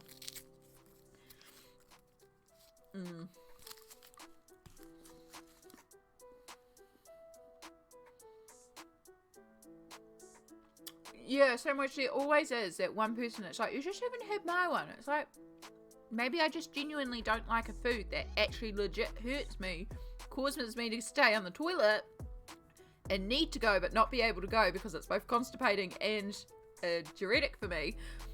And then I just don't enjoy the flavour. So yeah.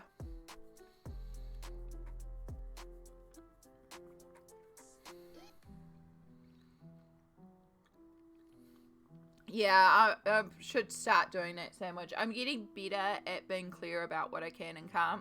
I mean, I will still eat a lot of stuff I'm not meant to eat. I mean, right now I'm eating chocolate and drinking an energy drink. Not really meant to have either of those. But I also know how much of something I can eat before it does flare up my tolerances. Certain things are worse than other things. And pasta and cream sauces or cream are two of the worst things for me.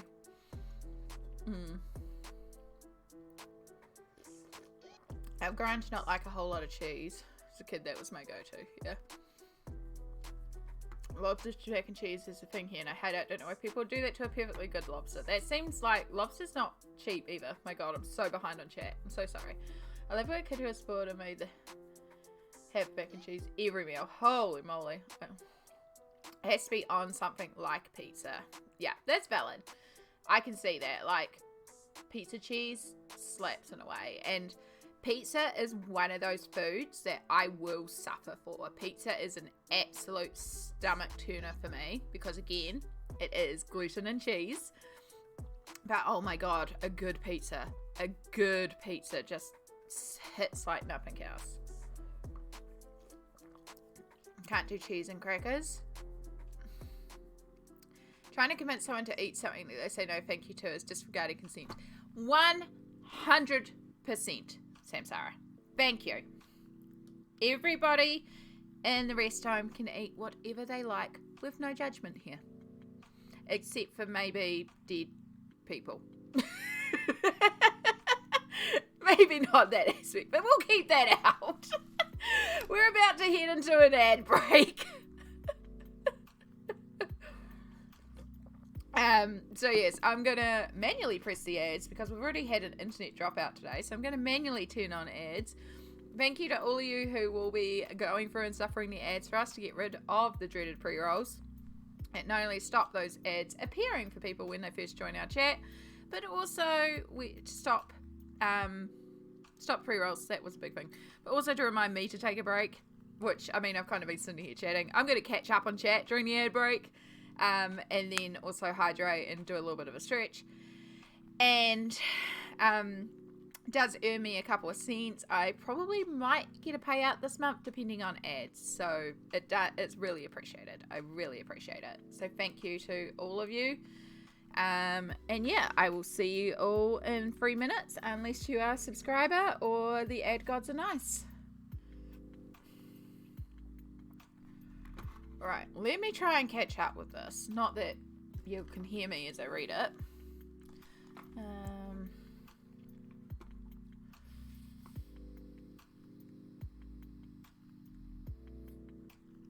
Oh, cheese fondue.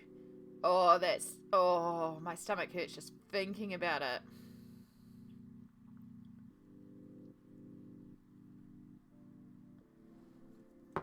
Smalt also redeemed a hydrate.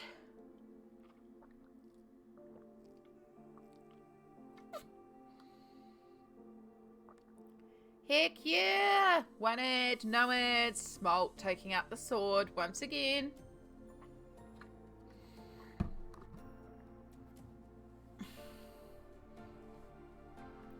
Appreciate that. Appreciate that.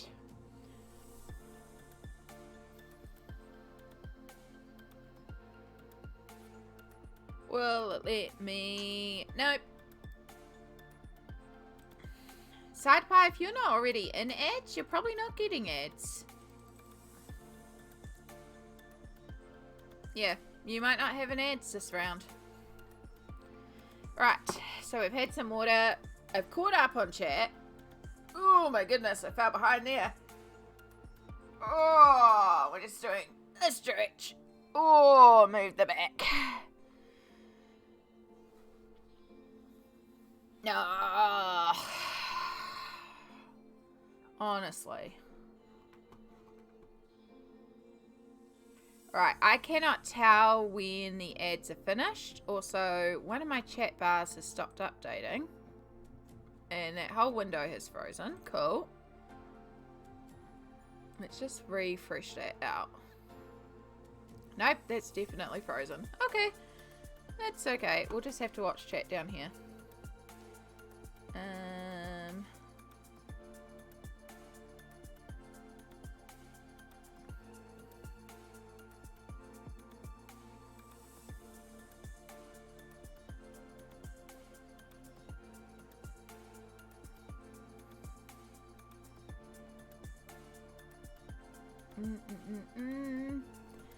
That's all good, Side Pie. You can just relax, do a stretch. I am a big fan of stretching up and rolling the shoulders back and then rolling the shoulders down.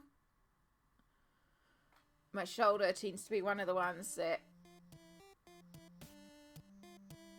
affect me. Ooh, new ad. Ninja Woodfire Grill and Smoker. Oh, I'd love a grill. I have nowhere to grill or barbecue, but oh, so good. Something about like charcoal cooked food with that little grill on it. Shredded food, not sausages.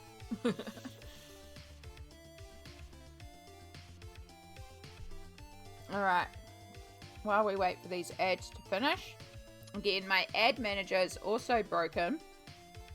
You're free! Alright, I'm gonna guess that the ads are done. Got done popping like a bowl of Rice Krispie.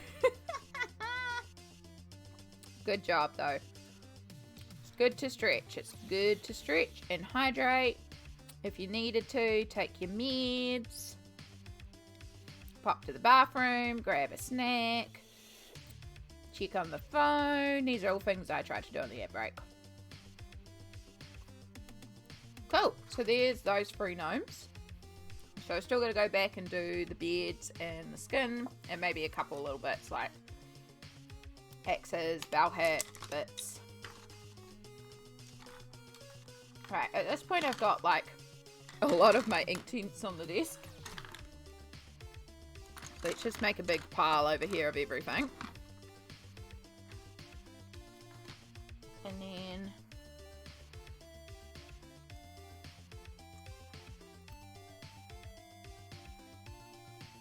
wait, yeah. So this one, this guy was blue. This guy was our great purple. That was our yellow. And then up here was our violet purple. Claws. Right now I have 30, I think. I'd have to do a count up.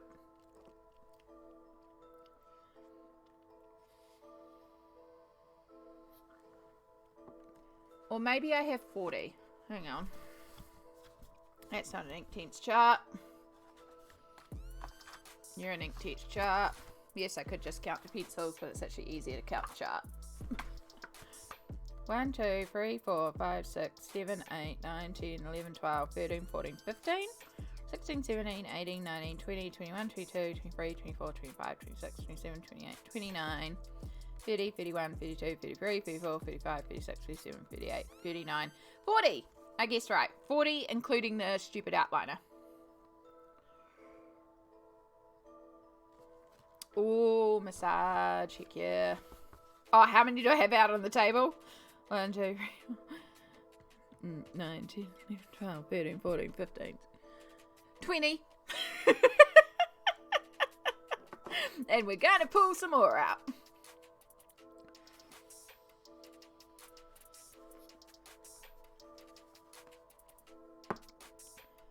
Right, so right now I have our iris blue because that's the blue that I used in the mushies. So we definitely want some peacock blue.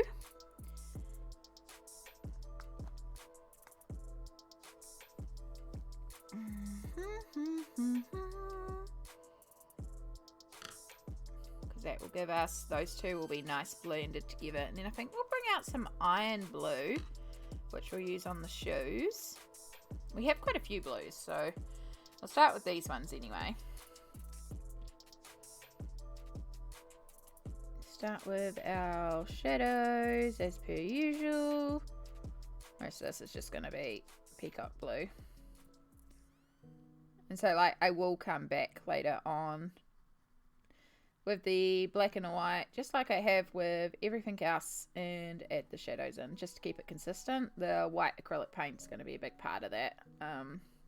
We'll do that with the rock and the other bits and pieces that we've done so far.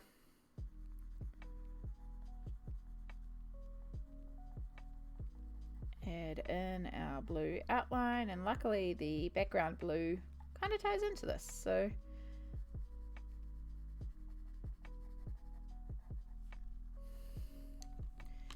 just add in a bit more peacock blue.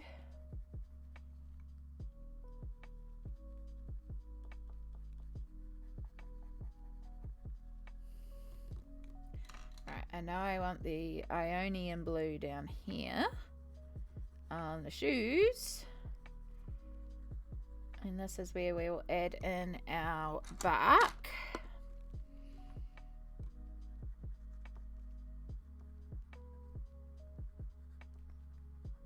Because that's what we've done on all the shoes to tie it together. Ionian blue, iron blue, it's Ionian green. Back to the peacock blue. Probably need to sharpen this. Add in our shadows. Not very impressed with the new 28. They decided there was not enough teal colours. The range needed other greens, which I did add, but still needs more greens. Yeah. I don't have a lot of the Patholo style greens, but that was, oh, I've just missed a section of the arm. Like, I was really hoping they'd actually introduce like some more peaches and browns and even a few more pastel-y colours, because the colours are very, like, they're beautiful and vibrant and rich. And yes, I know you can technically water them down and fade them out to make them lighter, but when you're working how I do, it's actually very hard to do that because a lot of the colouring book paper just absorbs these pencils when you activate them very intensely, very quickly. So I'd like to see more I can directly apply to the page and just fade down. But I'm also very used to sets not having the light colours that I want. We all know my issues with polychromos. As much as I love polychromos, how there is no... Oops, I forgot to colour in the pants before I started activating. There is no pastel purple. Like, I love the grade violet Prismacolor colour. That is such a go-to colour for me. But it is the only set I own that has a pale pastel purple colour. Now, I have been hearing a lot about the Brute Funa macarons, and they're not expensive. I think it was about $21 for me to grab a set of them, and they come in 50s or 72s. I feel like it was between $20 to $50, and I can't remember if that was American or New Zealand. I feel like that was New Zealand. They really weren't a lot, so it's something I think I will look into getting, because I have heard a lot about them in terms of being a cheaper pencil. I mean, the Brute Funas definitely are a cheaper pencil, but a lot of people really love them. My issue is that you can't get them open stock, because if I love them, I'm going to use that setup a lot, so I'm going to need to get a lot of sets. Yeah, but if they're only like $20 a set, and I'm just getting, like, I can get just the pastel set, which is probably what I would use. Like, the Brute Funas, you can get them in, I think their set range is 520. Like, it is ridiculously huge, which part of me wants to get just to see. Like, 520 colors, my brain can't even comprehend. But also, if I view it as a fill-in set, as a set of when I need specific tones that my regular sets don't have, then I go to that set, because then I'm not buying, like, needing to source one individual pencil replacement, which is the big reason why I use Prismacolor and Polychromos primarily, because I can get those single replacements, because when I use a color, I use a color a lot, and so it's great to know that I can go back in, and like my grade lavender and Prismacolor, I can just buy individual ones, and I can buy multiple ones because I know I'm going to use that color a lot. So right, let me catch up again. It's still not sorted on this one. It's still frozen on my main one. I wonder if I can pop this out. It might be a bit easier. I can pop this out. Let's pop this out. Then I can actually look at it up here and be talking to you guys instead of on my other screen. Alright, give it a minute to load. Computer still thinks my Ethernet cord is broken.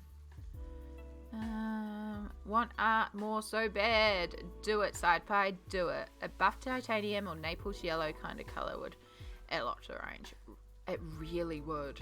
It really, really would. Oh no, popping it out. Avoided all the chat.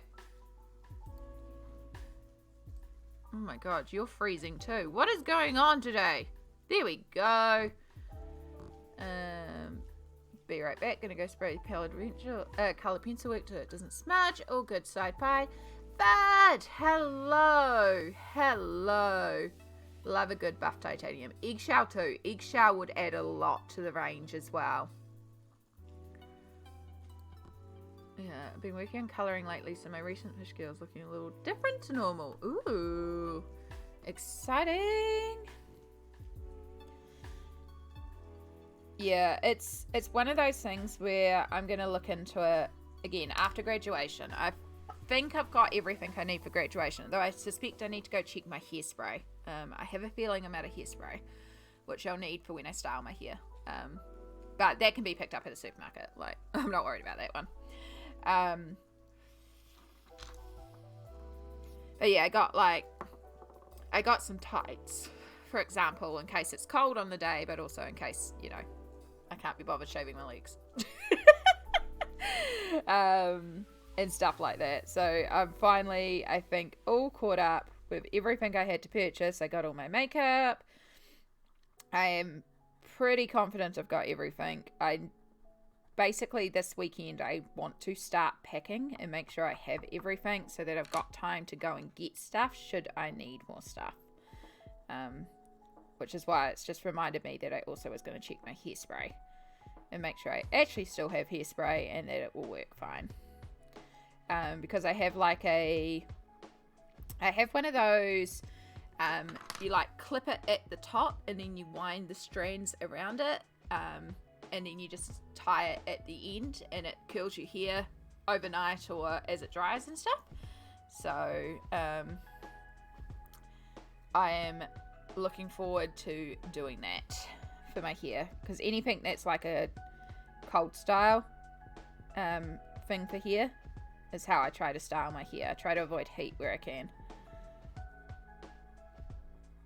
I also have to work out what colouring books I'm taking. I need to also ask Patreon about their exclusive live stream and what they would like, because I've got to figure out what I've got to pack to do that. I've got to figure out when I'm going to do it.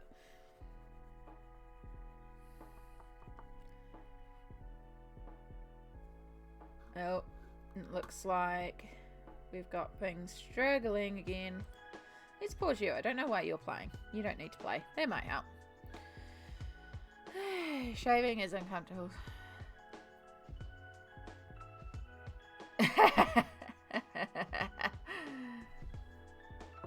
Yeah.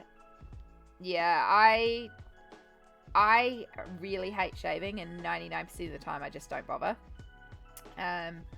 Just because it's so much effort, it's so much bending, and it hurts so much to do it.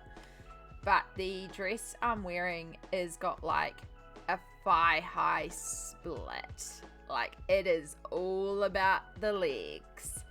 And so I'm aware that, you know, to feel comfortable in it, for me personally, I want to shave. I have no qualms with having hairy legs, but I personally want to shave. I love the feeling of freshly shaved legs. There's something about that silky smooth skin, but then as soon as it starts growing in, it's horrible.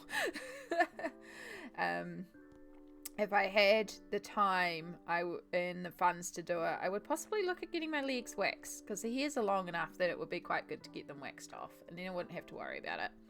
But also, it could possibly be cold, because this dress is rather skimpy as well. So, you know, I'm aware that it might be a little on the chilly side. So it could also be quite good to have some tights. And I just wanted some nude tights anyway. Like, there's a place in life to have some nude stockings. So,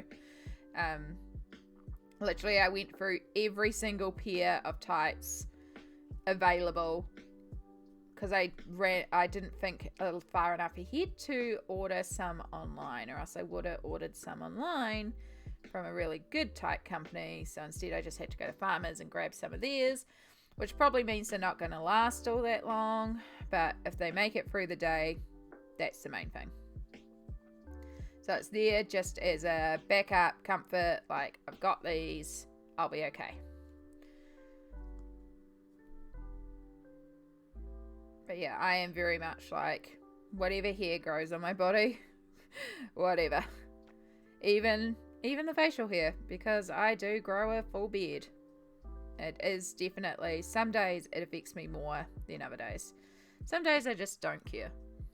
Some days I'm like, rip it all out.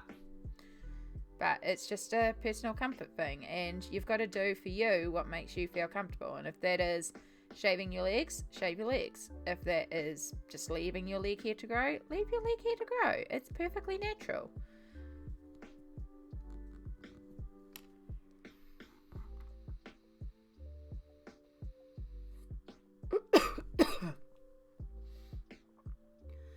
Yeah, the bending is awful. I have a shower chair for when I am in the shower, and shaving makes it a little easier with the shower chair, but it's still such a mission. It's just not worth the pain. It hurts so much to shave. It's such an effort.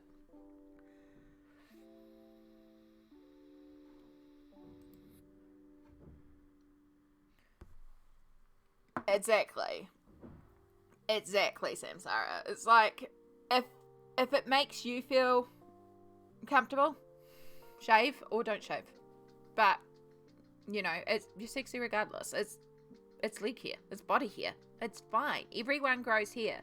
Like, it's just these preconceived notions of, oh, you cannot have this hair. It's like, you know, I am a female that has Heritism? I know. I grow a full beard.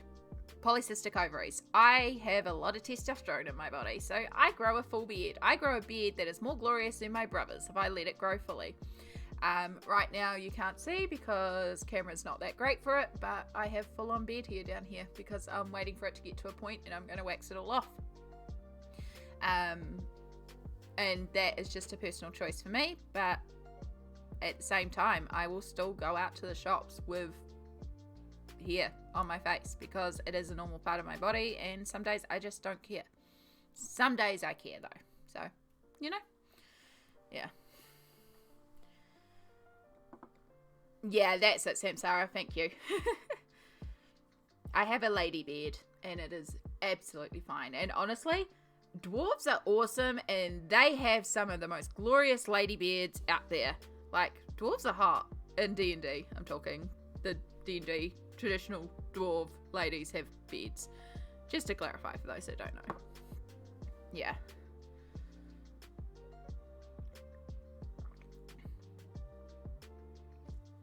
Dwarves are amazing. So much fun. I need to play a dwarf character. I don't think I've actually played one yet. I keep meaning to.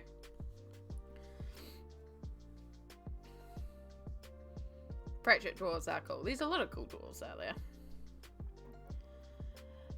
Right, what was our... I feel like that was the violet purple up the top there. It is...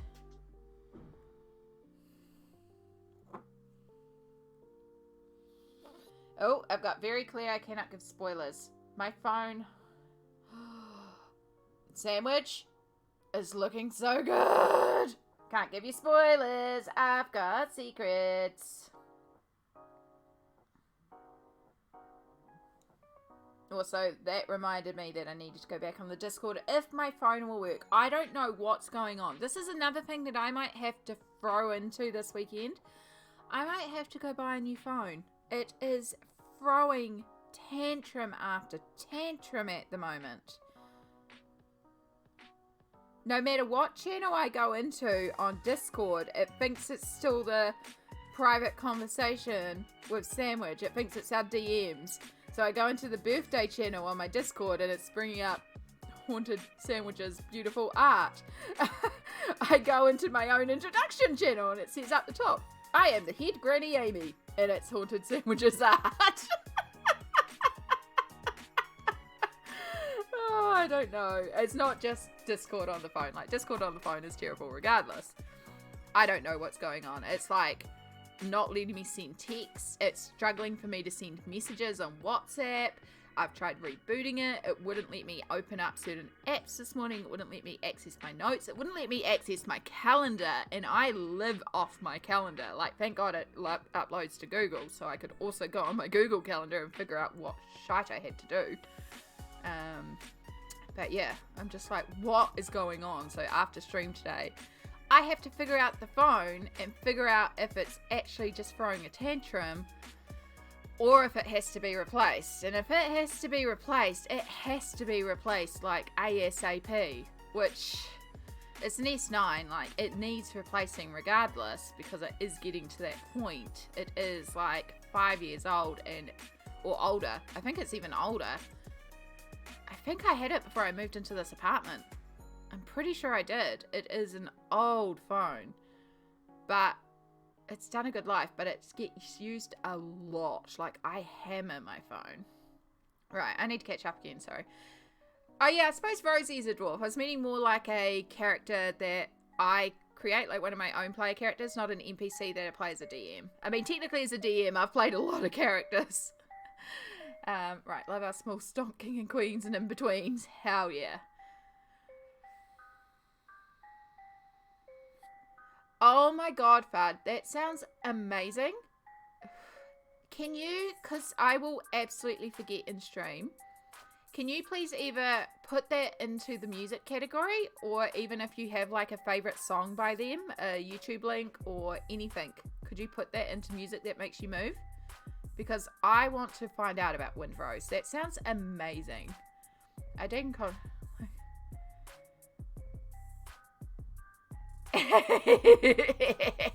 Heck yeah.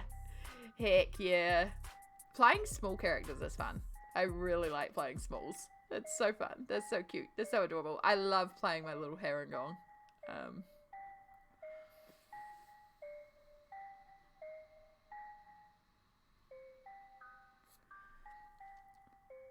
Yes, Fud and Sandwich, apparently the two of you need to talk more.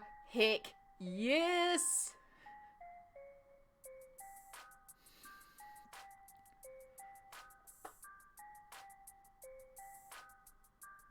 Yes, put it into the Spotify playlist if you can. If you put it into the music that makes you move, I do have a plan to go through that channel and put everything onto the Spotify playlist as well. So if it's in there, it will eventually end up on the Spotify playlist. But anyone who already has the Spotify playlist, the link is pinned in the music that makes you move channel. And then when I play music in the Discord hangs, it will be on there and it will come up. It sounds like, so the reason why I started this playlist, because I need to be colouring while I do this. We're trying to finish this today, Amy. The reason why I started creating these playlists for you all to contribute to is because I am not the best at choosing music. I go with whatever's pre-made and I just play that. And it works. Like, I like it. I just play whatever. I'm very, very into just whatever. So it's like great to just put a playlist up and be like, put some music in here and just leave you guys do it. Because all I do is I search like a band and find a mix and then play that.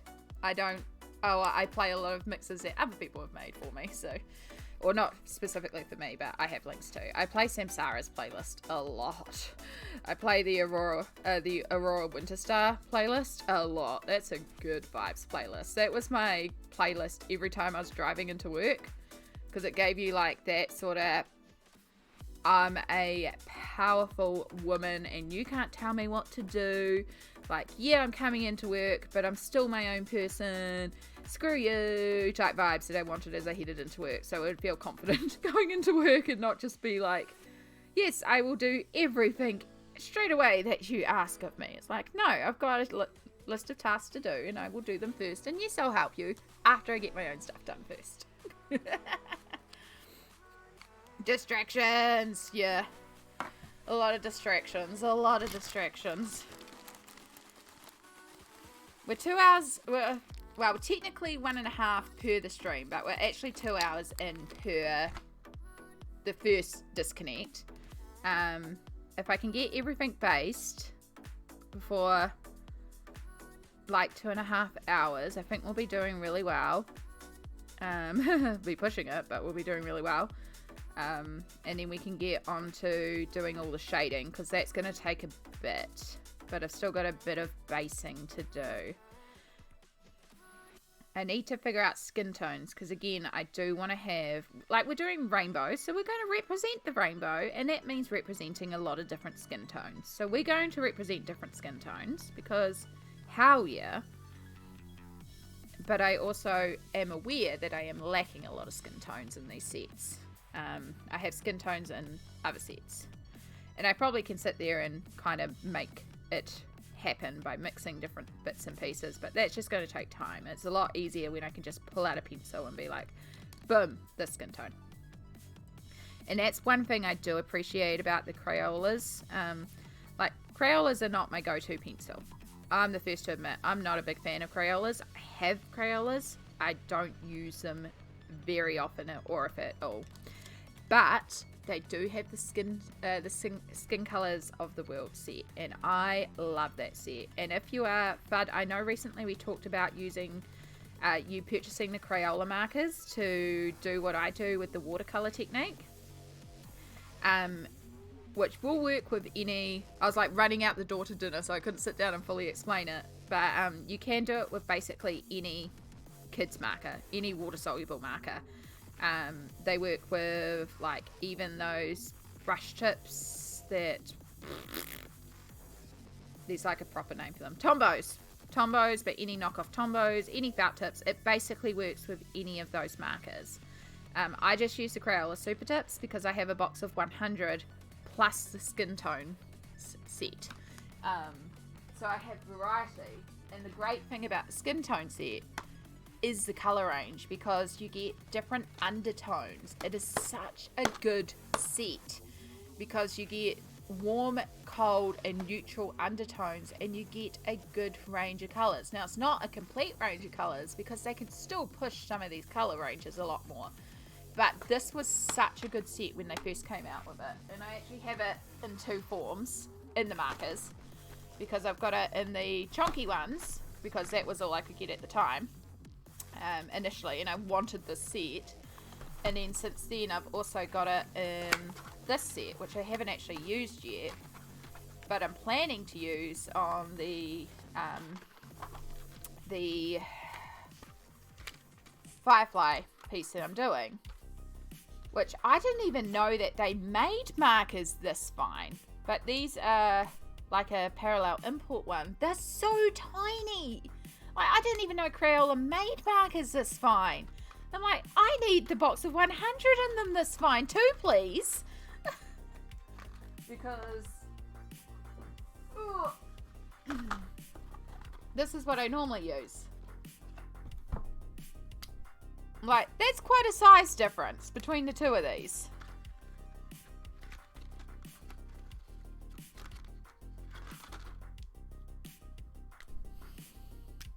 Like, look at that size difference. I didn't even know they came this tiny. So, yeah. Because I thought I was buying this size with this, because eventually I want to get a case to put these all in so I can keep these all together instead of in their falling apart boxes. And then, so I was like, okay, I'll grab a set of these in this size instead of the chunky size.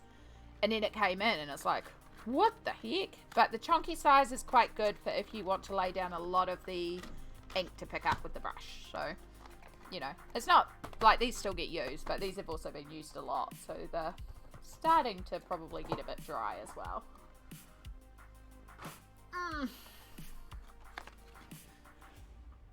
Alright. Did you ever get the dollar store cutting board? Yes, I did. I've got one here. I've ended up using it for I need to get some more of them because I've just actually started using them as actual palettes. So I got these ones. These are like super thin. It's not quite as textured as I need for the Inktense, so I do need to still find the proper one for the Inktense. But I've been using these for, as you can see, paint and ink on this one, but also for doing the technique with the markers where I lay down some felt tips, pick it up with a brush and use it like watercolors, like I did on the cat under the water piece that we did for fun one Friday. That one.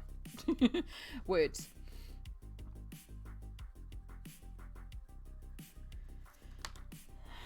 Right. But yeah, it's not quite as textured as you'll need. Caran d'Ache do the official one, but I don't want to purchase what is essentially a textured chopping board from Caran d'Ache when I'm sure I can find something at a coin shop. But I should pick up some more of those because they're really good, but they're also lightweight, so they're quite good for traveling.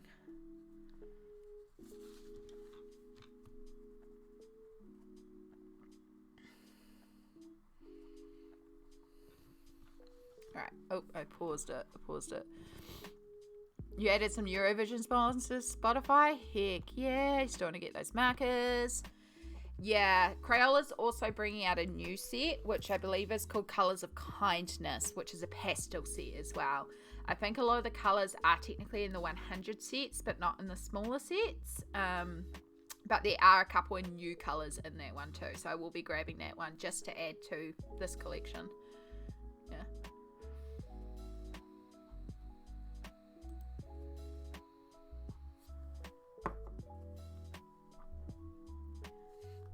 Just because I'm really enjoying that watercolor technique as well. And the other thing I was going to tell you, FUD about it, because again, I was literally running out the door to pick up my dinner,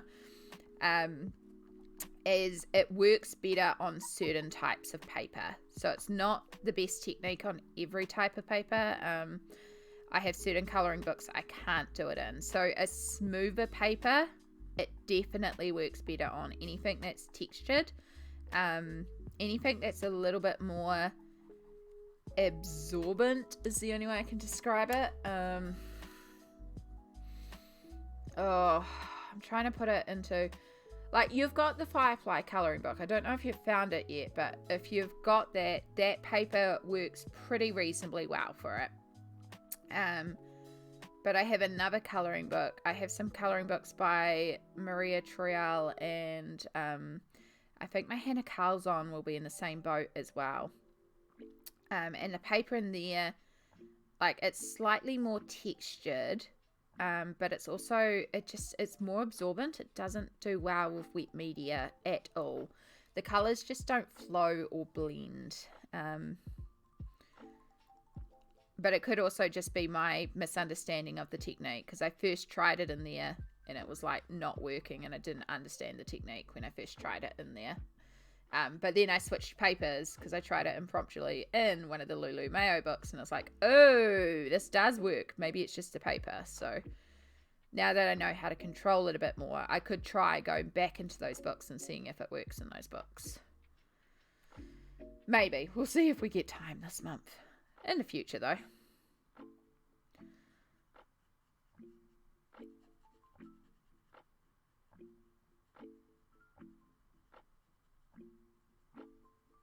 I need the next session of Firefly to happen so I can keep working on my book page. Not that it's happening right now because Vi is on a well-deserved holiday.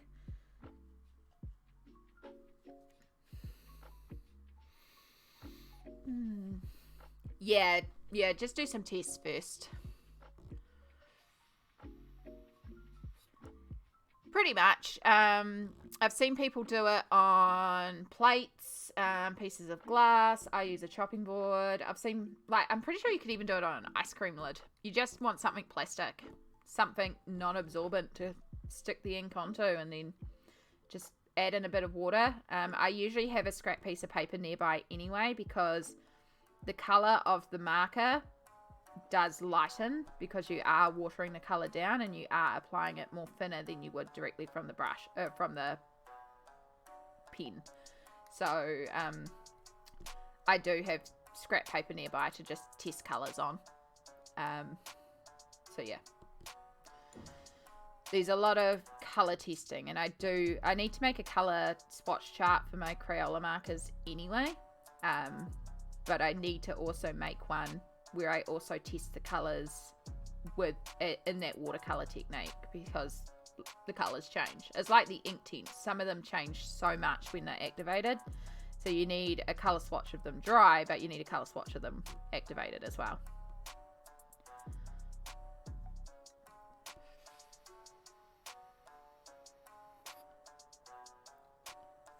Oh, whoopsie, injecting some ink. Cute.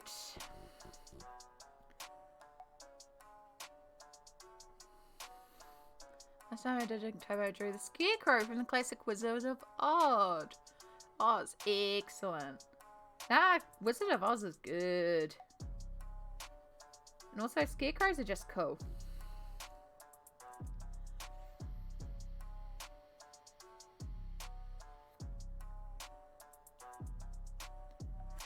And also, acrylic ink is fun.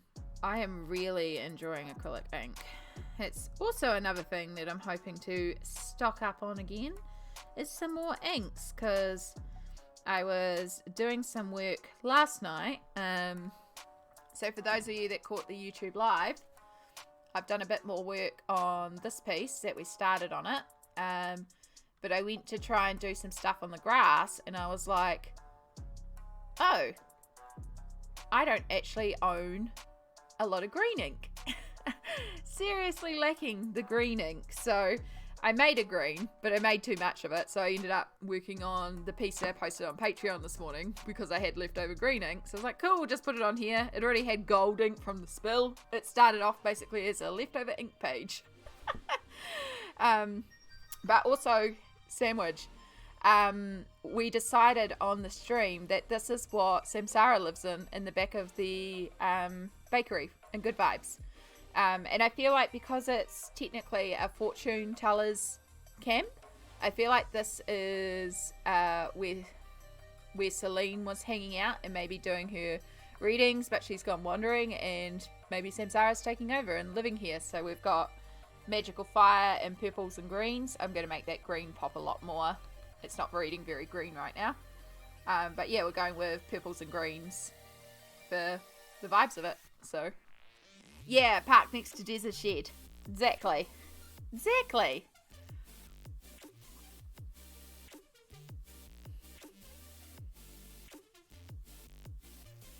And I love that so much. And it was great because I wasn't really sure where I was going with it. Like, I didn't really have any sort of direction. I kind of chose it last minute. Yesterday was very much scramble. So yeah, when it was like, oh, that could be where Samsara lives, it was like, boom, direction. Yes, it's now Samsara's. And I love that. Because the whole colouring book feels like it is like, I can see a lot of it being the Good Vibes. Like, it's got a lot of those elements from the Good Vibes adventures. And what I see of the Feywild and Acleonia, which is why I went for that one when I purchased one. Because I was like, oh, I can see this. I can see this so much. And then the wonderful thing is, couple wonderful things. I got to give away a copy of the colouring book, and Anya, who won it, did message me, and she has chosen to get the exact same book I have, so it's like good choice. But the artist who did it, Karen Myers, because like it wasn't about promoting her work and being like, go buy her work, like that's just a bonus if she does get some additional sales. It's just more a support thing because she's going through some difficult times. And as a thank you to everyone participating in the YouTube event, she gave us all a copy of her latest book, which is based under the water. It's the Mystical Lands of Chronicle, and it's all underwater. And I'm just like, oh, hell yes. So I now have a whole second digital colouring book to go print out, which I might wait because I possibly have another 2 digital colouring books to go print out as well, because I might have backed a Kickstarter, which was just for 1, but now a second book has been added to the Kickstarter because it's hit all its goals. But also it's the Red Dragons Kickstarter colouring book, and it looks really cool. It's Literary Fairies, so yeah, I'm getting all these little digital colouring books, which I don't normally do, but it's really cool, and it's different art, and it's little independent artists as well, which is cool. So yeah, but I'm gonna need to find, like, I've got a bit of paper that I picked up on from, I need to go back to the coin shop and see if there's more of the paper in stock, because what I printed this on, because the place where I get them printed, you can take in your own paper, and then it's only like 6 cents a sheet to print if it's black and white, so really, really cheap printing. And so I found some paper at the coin shop, and it literally just says paper on it. And it's like this stack, and it only was like $2 for a stack of it. It was so cheap. So I brought some on impromptu to try, took it home, tested some media on it, and I was like, oh damn, this is good colouring paper. So I went back and brought the lot. So I had about 50 sheets of it. Yeah. So I need to go see if there's some more, because it's really good and really cheap for how thick it is. It's like 220 GSM. But Bobbin, welcome back. Welcome back. Enjoy your lunch break. Make sure you do actually get some food, and take a good break. But I'm so glad that you could spend it with us. We are still progressing on basing out our colourful gnomes. We've got 2 left to go. So make sure I'm not bringing up anything in camera. Perfect. Right, so that's our grape, and then that's our yellow. So half the grape colours are already out, so the mauve is what we actually used. Unfortunately, I've used a lot of the mauve in there, which was really dumb, because now that looks like I should have used blue with the violet. That's meant to be the violet one, so I might try and verge more on the pinks in this one. So if we use mauve and red violet, and maybe even a touch of fuchsia if we need to, we'll just work with these 2 and see what I can do.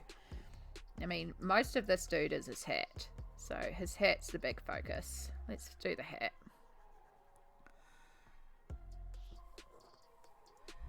Right. Oh, catch up because my other chat is still blocked. I like to think that Deza and Hayley have their book club over tea shared, so Sarah fully hears their late night combos. Oh, heck yes. Heck yes.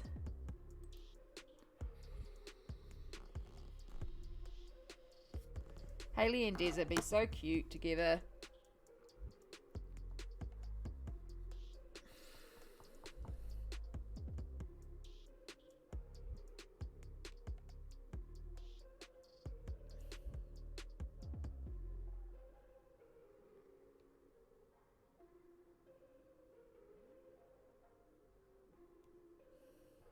Sorry, just quickly checking a message.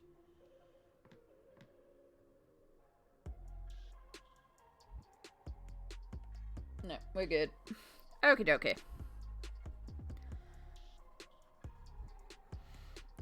It's Friday, and I'm so glad it's Friday.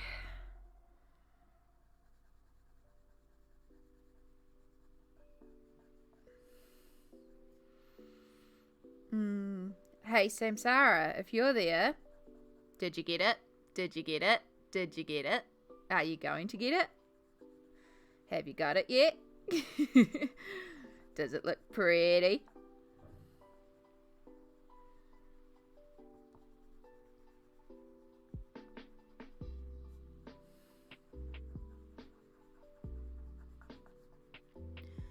Alright. I need to do more colouring page. Ah, do it. So much fun. So much fun. I just, I am like, more and more people are being like, oh yeah, I got this colouring page or I got this colouring book. And I'm just like, heck yes. But also like, I'm encouraging this behaviour. But also it's good behaviour. So yes, I'm going to encourage it. But it's so cool to see so many of you like get into colouring or doing colouring things, but even just art in general and creativity. Like, I just love seeing what people draw and create, and just, you know, the creativity, being creative, because it's not just like, it's cool to see what you create, because don't get me wrong, it's cool to see what you create. I love it. But I also know personally for me how therapeutic it is to do the colouring and, you know, just relax and be creative and create something. So I love seeing so many of you taking that time to just, you know, look after yourself to colour, even if you're not doing it for like mental health reasons or anything. It is just such a self-care thing to sit down and be creative for a while. And I love seeing so many of you do that. So when you post your stuff, it's like, I'm seeing cool creative stuff, but I'm also seeing you taking care of yourself.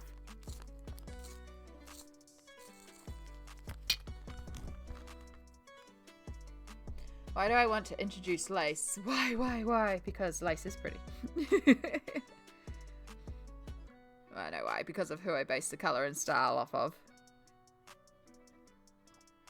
Yeah, lace be difficult, but also lace be pretty. I'm sure you've got it though. Like, there's no rush on these sort of things. Art takes the time it takes.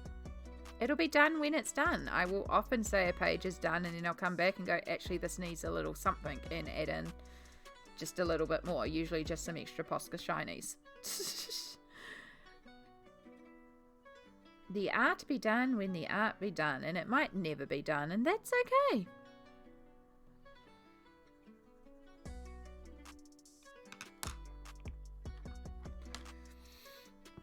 I'm really slow at doing art. No.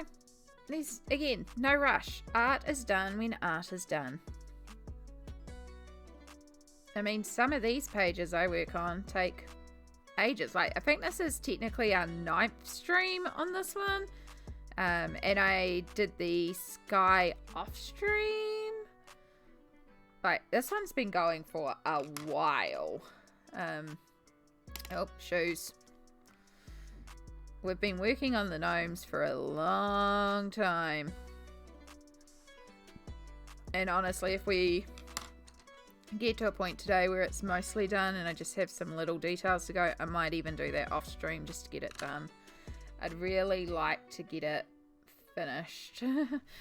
I don't know if I will. I knew I'd be pushing it. We're going to keep trying though. We're going to try. We've just about finished basing all the outfits, which is a big part of it. Then I've got to work out the skin tone and beds. So if you've got any suggestions for those, please let me know. And then once all that's done, like, I just got like a bow and some rope and stuff, but all that doesn't need a base technically. That can just be coloured in with normal pencils if I need to. But we will need to pull out the acrylic paints and start adding in the highlights and the shadows, because I've done the rest of the highlights and shadows in the paint. So to keep it consistent, I need to pull those out. And that will take a little bit. That white acrylic highlight does take me a hot moment, but it looks good. And we've got some black area of sky to repaint on some of these as well, because I missed some, which I knew I would.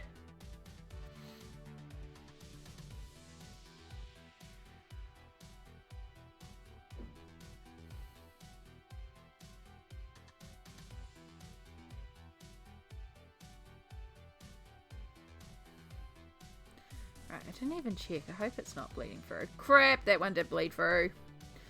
had a feeling I used too much water on that one. Luckily it's purple and it's just bled through to a purple page, so it's not too bad. There's a couple of bleed through areas. There's a couple of dirt marks too. Oof. Should really have a protective layer down. Oh, I might have to go back and clean up that side. I'm already aware that when I like actually finish this whole book, I am going to have to go back through and just clean up certain pages, like edges of things, or like there's just going to be like little touch-ups just to complete the book basically.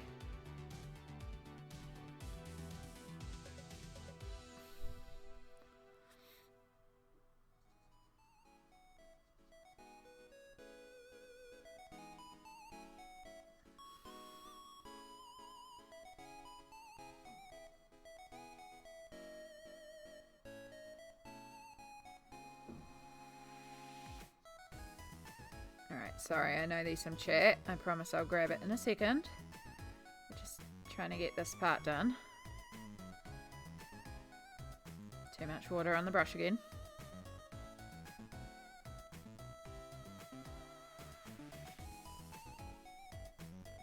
Alright, there's our great purple. So it is different from that purple. That purple's still a little too grapey for me, but at least it is a different purple. Alright, so one more to go.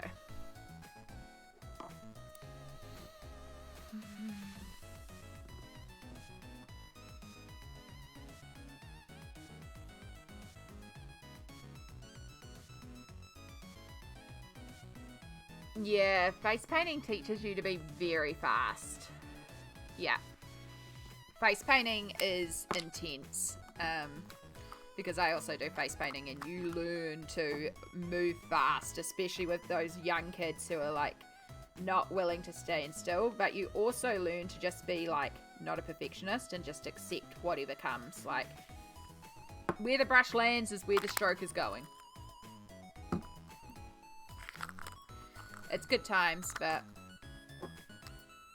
it's a lot. And oh my gosh, does it hurt when I do it. So I don't do a lot of face painting gigs. I am only down as a like secondary face painter. So I just do simpler designs and backup assistant basically for a main face painter.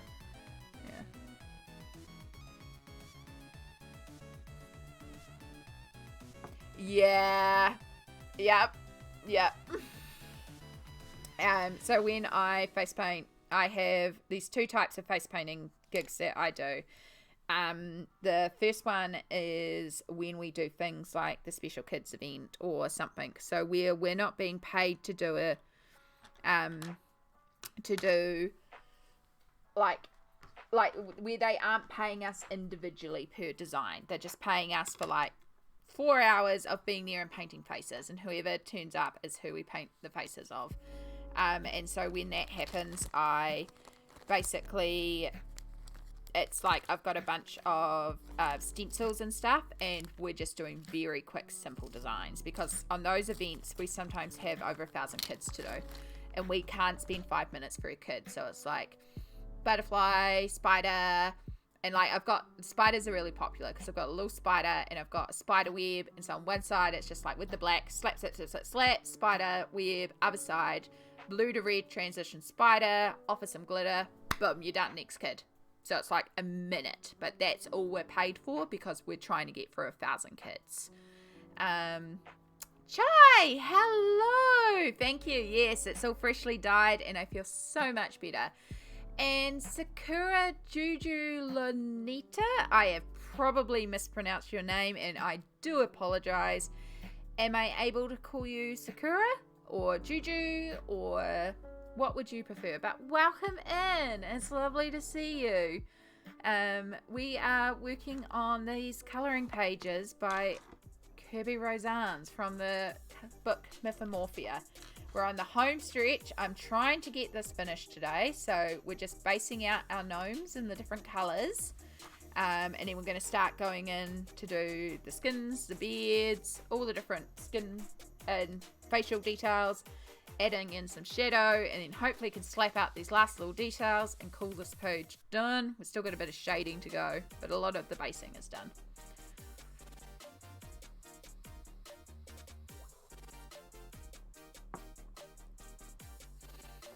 Yeah, so when we do the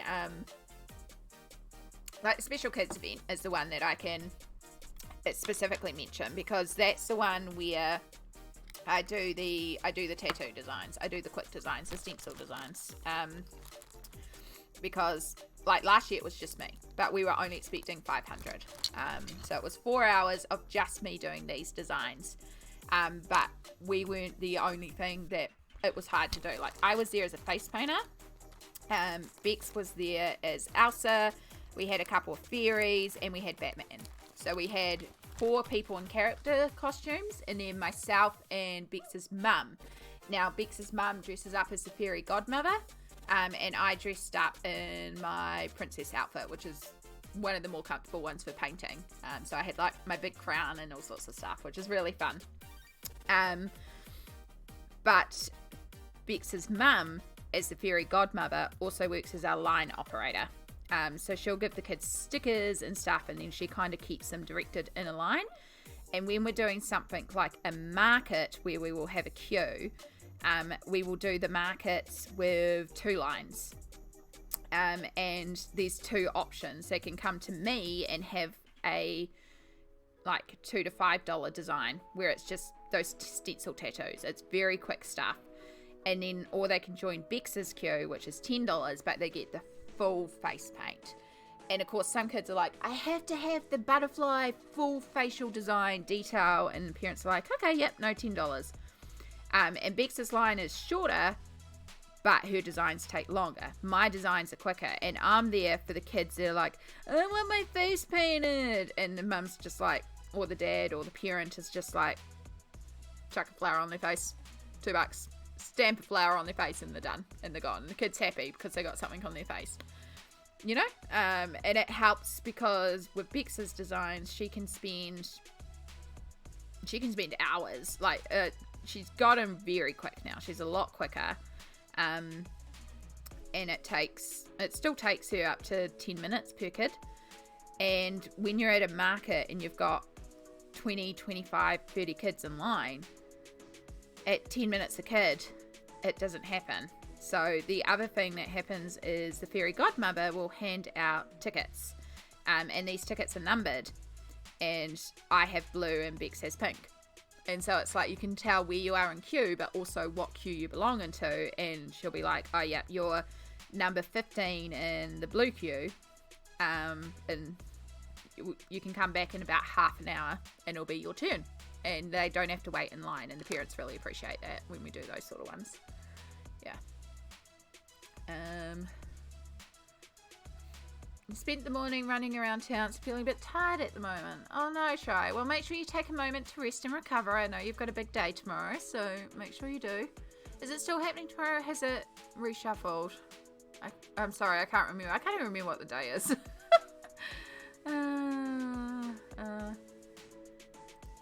Yeah, definitely. Last year's big theatre production was Matilda. Although the kids were very good. I had to crack up. There was one kid in particular, oh my gosh, so professional.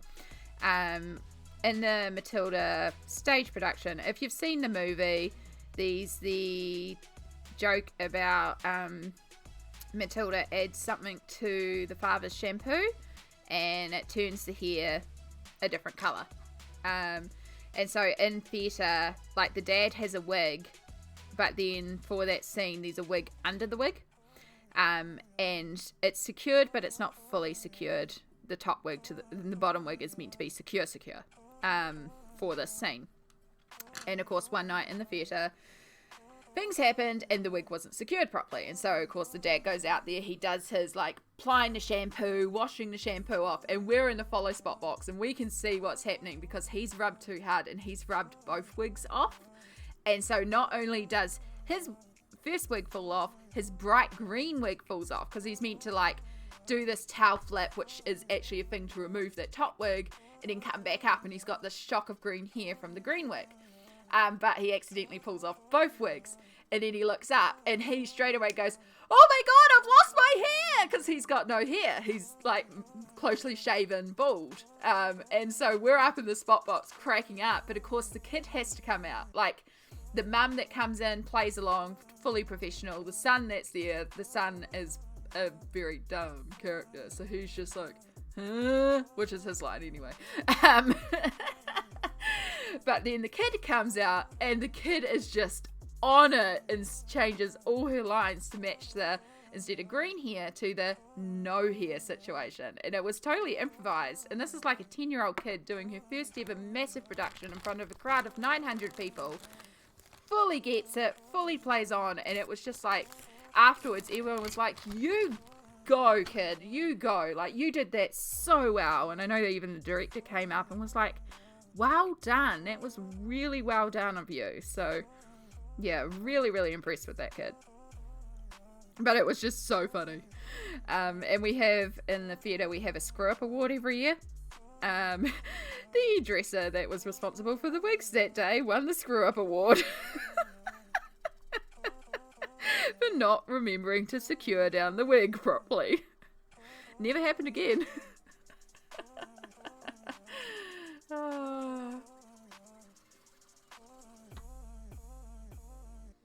Monday coming. There we go.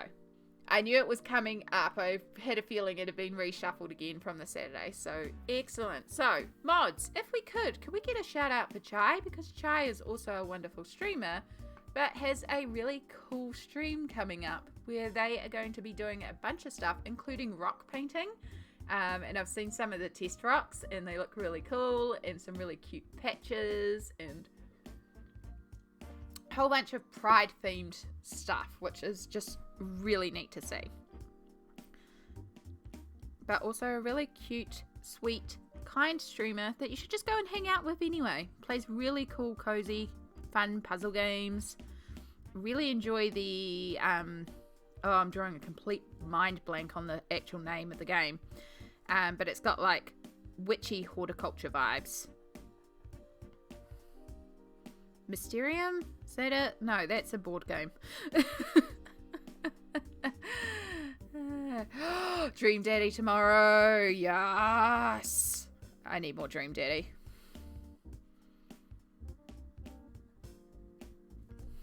Dream Daddy is such a fun game. Like, so one of the big things that I have done recently, as much as I am sad to do it, I have stepped away from the library program with my kids. So I have a couple more, because I didn't want to just drop out instantly, but I've just given them notice and basically said my house at a point that I need to step away from this program.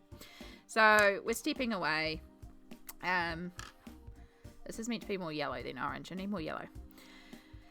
As sad as I am, it needed to be done. I am at a point with it where I'm so burnt out, I'm so tired, but it's also costing me so much in terms of my physical health. So I basically have to step away. And I've actually missed the last couple because of my health. And a bunch of the kids have started DMing on their own accord because suddenly Amy wasn't available. It's like, I guess I will DM. Even though I've been telling the kid for months and months that they can DM and they're fully capable, and this is the whole point of the program, was for them to take over so I could step away, and was meant to take over 2 years ago, so I could have stepped away by now. But anyway, they're doing it, which is great. So they're all stepping up and running their own campaigns and stuff like that, which is so amazing to see. But the other bonus of doing this is that I'm going to get my Sundays back. Now there's possibly going to be other stuff coming up on a Sunday, but in the meantime, before this stuff happens, I may have some time free, and I may be able to start doing some Sunday afternoon streams again. And if I'm doing a Sunday afternoon stream, I'm possibly going to be doing some game streams, because I'd like to get back and finish some Jade Empire. I really enjoyed having our January Sunday specials where we played Detroit Become Human, and I've got a bunch of like really fun narrative games. But also, I think it would be really good for me to have a structured day once a week where I just chill out and play a video game. Because I have so many video games I have never even touched. Like, so many of them. Oh, I just realized we need to run an ad break as well, because, well, pre-rolls our pre-rolls are on. I'm manually running ad breaks today because I've had some internet issues. So we are going to just take a mini break here because it also means I need a break. So yes, we're going to take a little break here. I am going to run the ad breaks. I do appreciate all of you who sit through the ads for us to help us earn just a little bit of ad revenue. Again, if I earn enough ad revenue today, I might get a payout this month, which would be actually really lovely. But also, it's just a really wonderful way to support me. It reminds me to stretch, which is crucial, and removes the dreaded pre-rolls, which we don't like. So let's just run a 3-minute ad break, and I will see you all on the other side.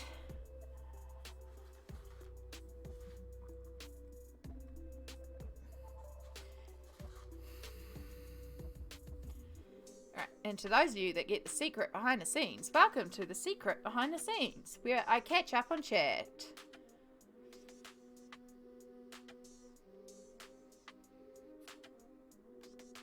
Strange Horticulture. Yeah, that's the game.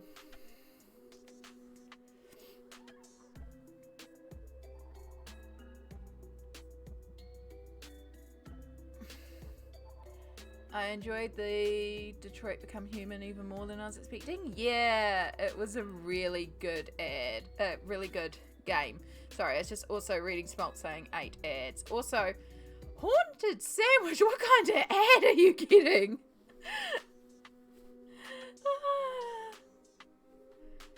In Japanese. Yeah. Okay, that's weird. That's not even targeted to our demographic. No ads? Heck yeah. Nico, welcome back. Cute little Pikachu flying around.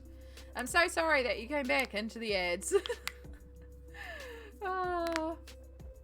So we'll wait for Smalt to give us the all clear because they've got the full handle of the ads. Yeah.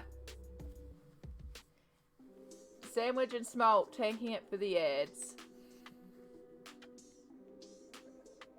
Smalt always tanks it for us. Really do appreciate it. Such a legend. Really takes up the mantle of the sword and goes into battle for us. Oh, while that's happening, couple of stretches.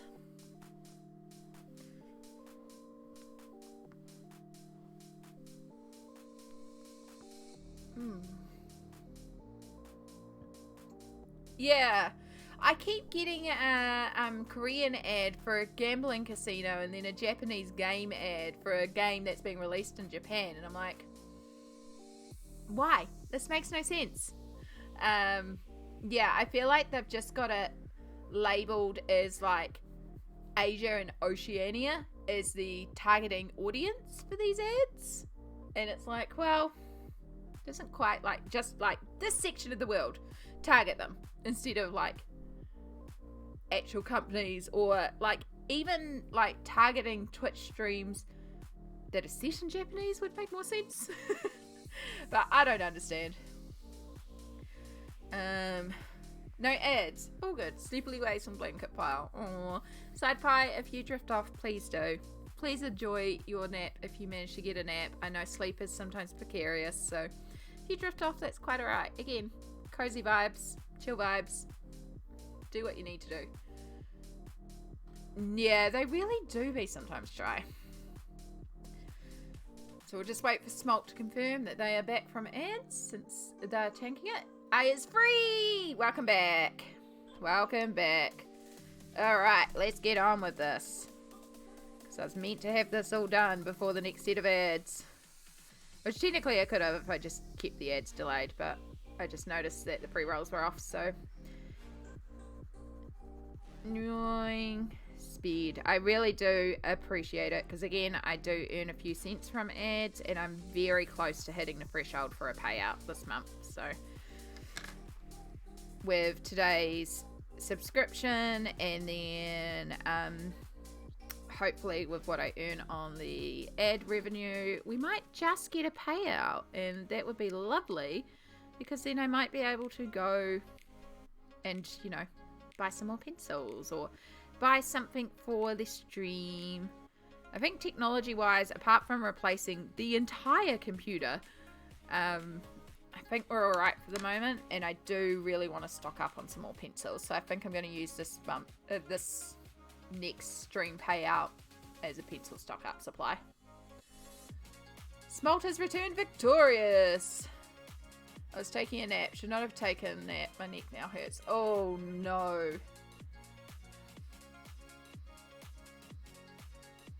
Oh, yeah. Chai. Thank you for the biddies. It will definitely help. It was not necessary, but thank you so much. Aw, you're so sweet. Thank you. Honestly, one of the most supportive people around.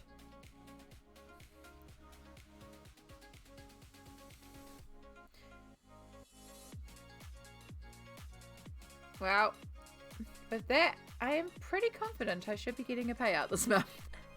Thank you. Yay. Oh, that's exciting. It's going to help a lot.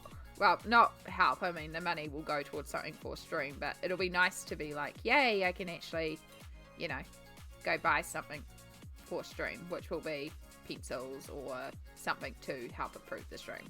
Something either stream supplies related or stream improvement. So like my lamp that I use to help pick up the camera, and then part of the camera itself was paid for thanks to lovely people on Twitch. Because as someone who is minimally employed, sometimes these things are a bit difficult to figure out. So I really do appreciate it. Yeah, I can't wait. So luckily, because the dates that Chai was going to be in my town, I was not going to be in my town. So I was like, oh no. But they're also going to be over in Gisborne when I'm over there with Samsara. So we'll be able to meet up still, which is great. I can't wait. I need to finish off my little reward thing for Chai. Because Chai has one of the You Drawn rewards from my charity stream. I have it all sketched out. I just need to sit down and colour it, which is also something I'm trying to do this weekend. So that, even though technically I did say in the thing that, you know, the redeem would just be digital. Because I'm going to see you in person, I figured I might as well just give it to you. It was mostly so I didn't have to post any rewards. Because stamps are expensive. Like, especially international stamps. Stamps are expensive, so... But yeah, because I'm seeing you in person, it's like, easy.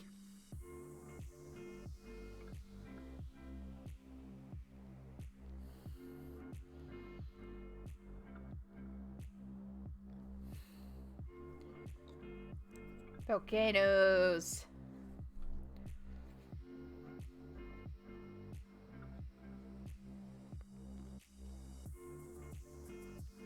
They really are. It's easy for so sometimes when I buy Colouring Heaven magazines, I've kind of gotten a few people onto it, and so when a certain issue is coming out, they're like, oh yeah, I'll grab a copy of that. So like Samsara got a copy of the Bad Girl Halloween, Dinosaur went to Middlesex, and it's really easy because all I do is I go downstairs and I buy my copy of the magazine, I buy the copy for the other person who they pay me for, and then I also buy a stamp from the same place that I buy the magazine, and then they have a mail service pickup as well, so I just take down an envelope, which I can buy the envelope, and if I did forget one time, and Wendy just gave me an envelope, which was wonderful, so I just chuck it in an envelope, chuck the address on it, and then Wendy chucks it in the post for me, so it's very easy. So it's not hard to get stamps, because I can literally purchase them from under me and chuck them in the mail down there.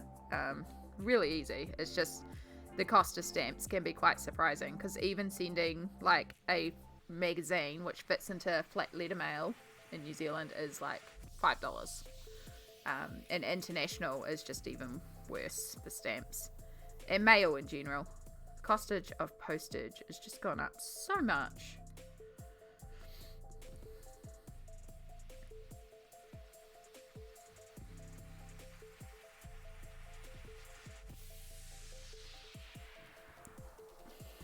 Right, there's our yellow. Okay. Yeah, definitely. Definitely. Like, postage is not cheap these days.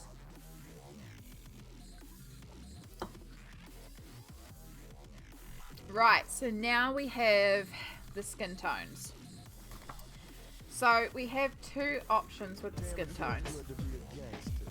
Sandwich! Oh my god! Oh, Samsara gifted you a sub! Look at that! Congratulations! Welcome to the G Squad! Enjoy your cozy blankets and your cup of tea or affiliated hot drink. And yeah, enjoy your ad-free viewing, your rainbow emotes. And thank you so much, Samsara, for that lovely, lovely gift. You're an absolute sweetheart. Can we also get a shout out for Samsara? We should do that. I need to get better at remembering to shout people out. A Sammy Witchy to a sandwich. Exactly. Oh, I want to try and get this finished before October because I want to go hard on witch colouring in October. I want so much witch colouring in October. If you are not already, make sure that you are following Samsara because honest to goodness, adore her. Everyone knows how much I love Samsara. Adore her so much.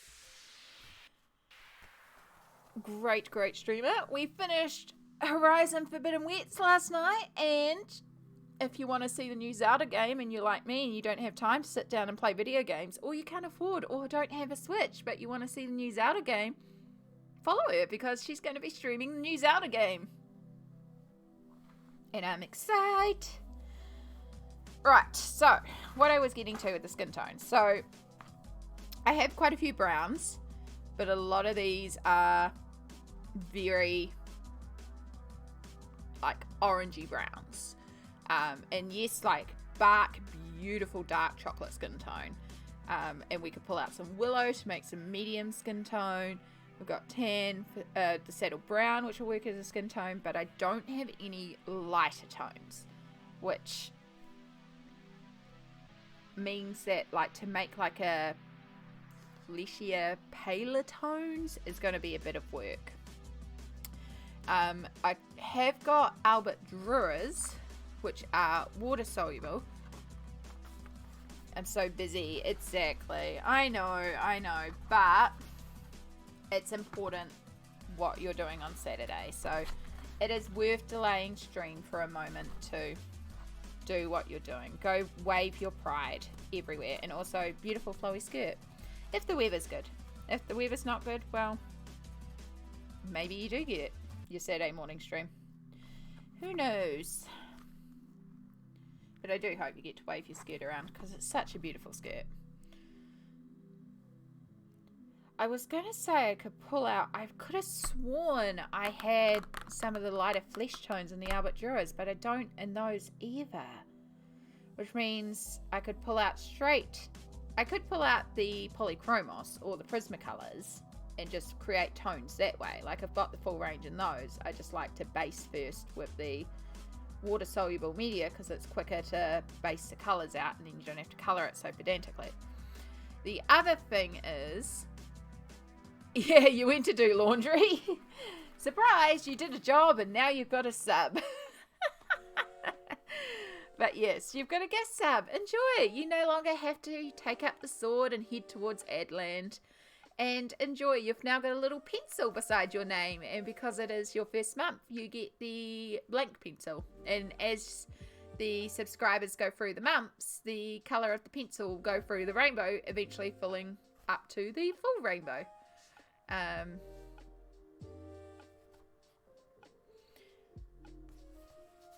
So the other thing we could do is we could do a differing skin tone. Or I could just do the whole thing one shade of brown. But I was saying that, you know, we're doing rainbow and I want to represent the full rainbow, which means we represent all skin tones if we're going to do humanistic skin tone colors.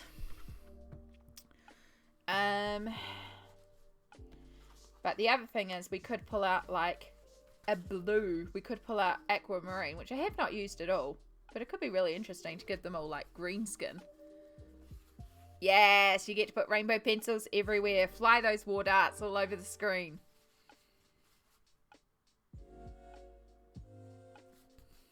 I could also do greys, although I was thinking greys for the beard.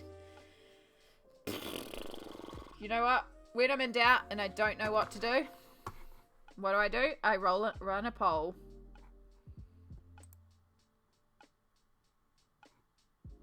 If it'll let me. New poll.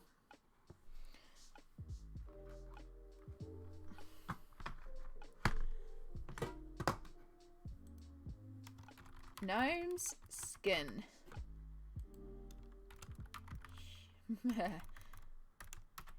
Human shades. I've got human shades.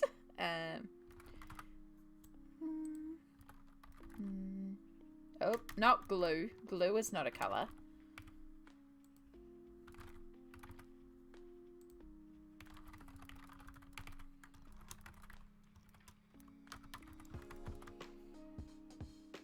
Alright, let's set this for 2 minutes. Start the poll. Let me know what you think we should do for the colour of the gnome skin. There should be a poll in your chat right now that you can go and click on. You can also spend your, what were creativity points, have now been renamed to pencil shavings, because I realise that's way more interesting of a name. So you can use your pencil shavings to vote for additional colour options. Laundry does suck. I went to put on a load of laundry this morning because I'm like, I need to wash clothes so I have clothes to take with me. And then when I got in there, I realised that there was a load of washing sitting in the machine. I haven't done laundry for 2 weeks. Yeah, I was like, okay, full recycle wash, please. I totally forgot about that.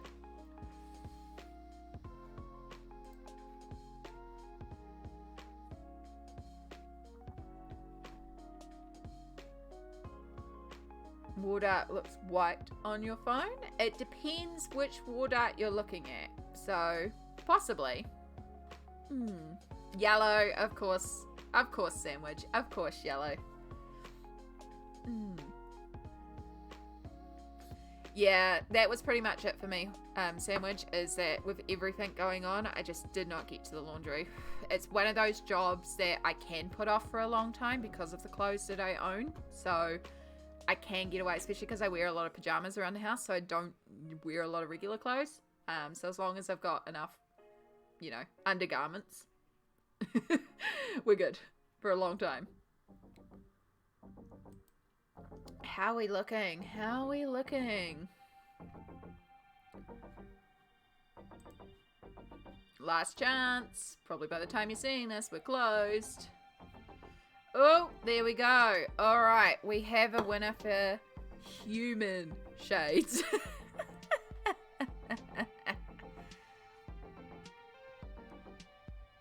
Yeah, so if you're looking at beside sandwich's name at that sub icon side pie, it is white because sandwich is like in their first month. As the longest someone is subscribed to me, it will look different colors. So if I post, I'll put some pencils in chat, you'll see beside my name, because as the streamer I automatically get subscribed to myself so I can use my emotes. You'll see I've got the full rainbow because I've been a subscriber for 64 months apparently. Which is interesting because apparently I've been an affiliate for like longer than that. Yeah, so Samsara has red because she's been a subscriber because of 2 months. Yeah, no, it's understandable, Side Pie. It's just the more someone goes through in terms of subscribing, the more the different colours will change. So right now, Violacious, who I think is my currently longest subscriber, has an orange one because they're on 3 months. Yeah.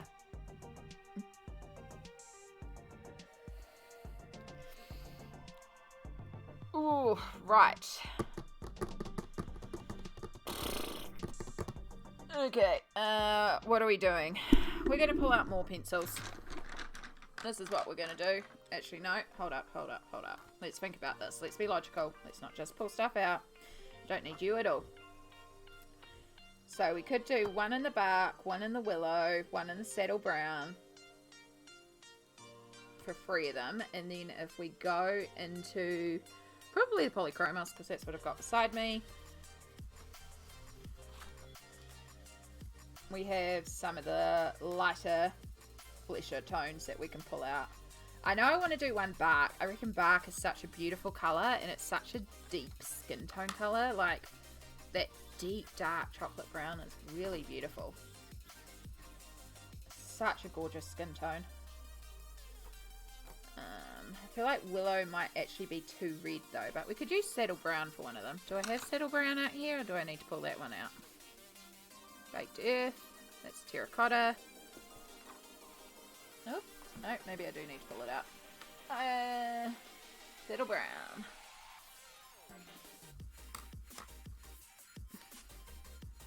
Fun colouring, smart colouring. Yeah.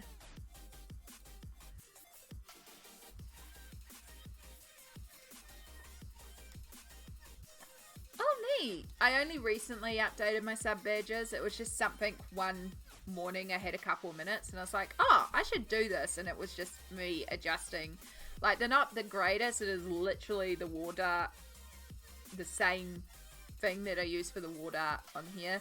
It's just that same file, but just the colour removed and then a colour added in for each tier until you get to the rainbow, which is just the war dart image slapped on there. So it's probably not the best in terms of like the technicality of it. It's a little pixelated and chunky, but it does the job, you know? And it meant that I could put those colours in there.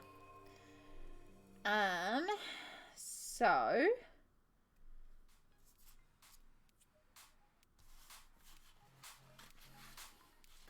I kind of want to make this one our bark. Just, I think the pink and the dark brown is going to look gorgeous.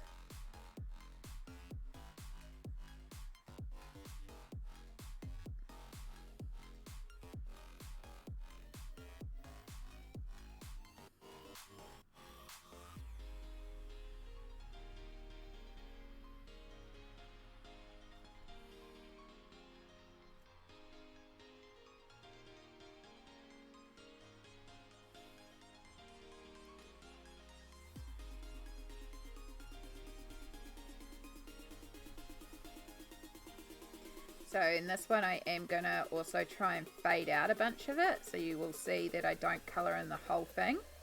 Because I want to basically use one pencil to shade this.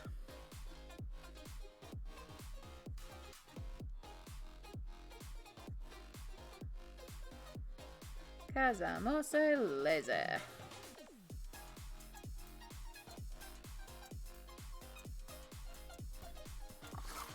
Should not be working on top of the other page.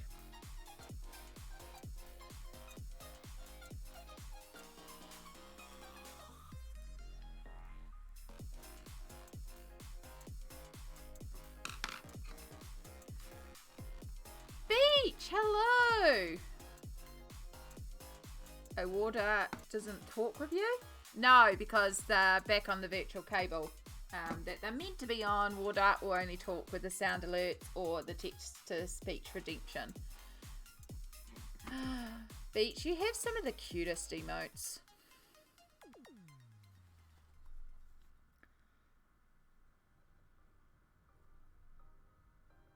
How are you going, huh? We are ploughing through this page.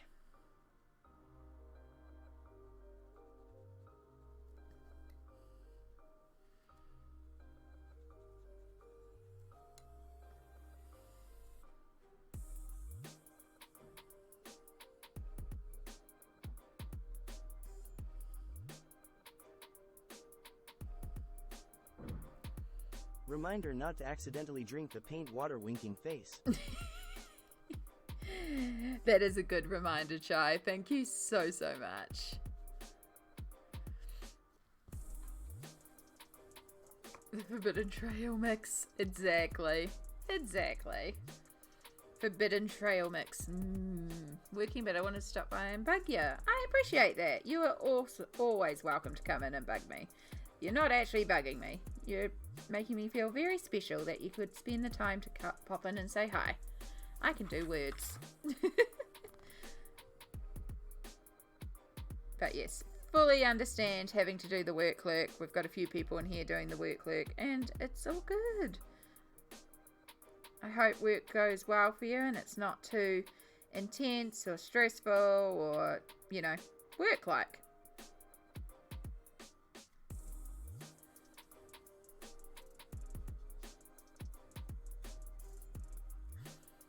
Oh, I just love this colour. So pretty. Such a good, like, deep, dark brown. But that perfect mix of warm and cool undertones as well.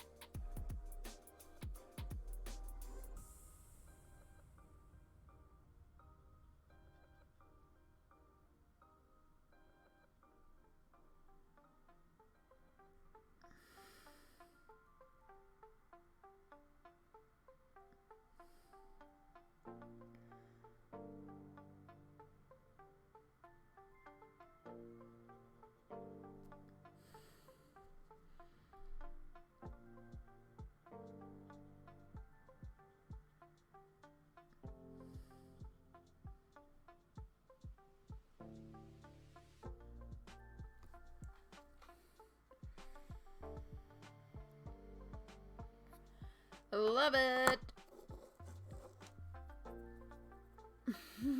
Winking face. Still doesn't beat winking face, close parentheses.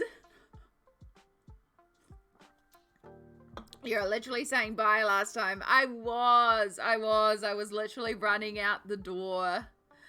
I'm currently smoking. Oh, it's very work-like, but I love what you're doing right now. Well, thank you. I appreciate that. I am really loving how this is coming together. Again, I can word.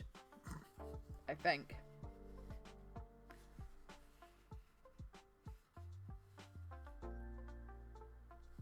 Yeah, no, I want neutral grey. As soon as I started activating it, I was like, I want neutral grey. If I can get the grey out. Come out. Come out.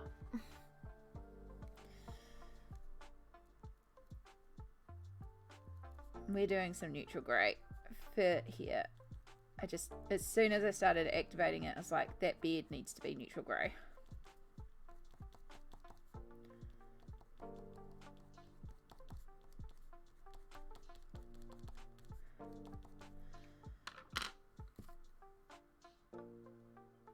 Yeah, words are hard, just use shapes. I feel very triangle right now.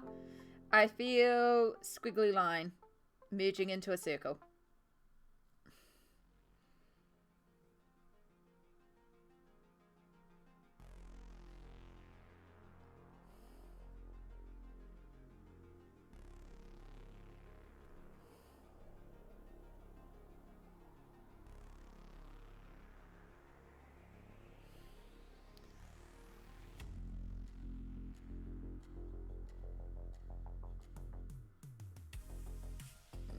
Do do.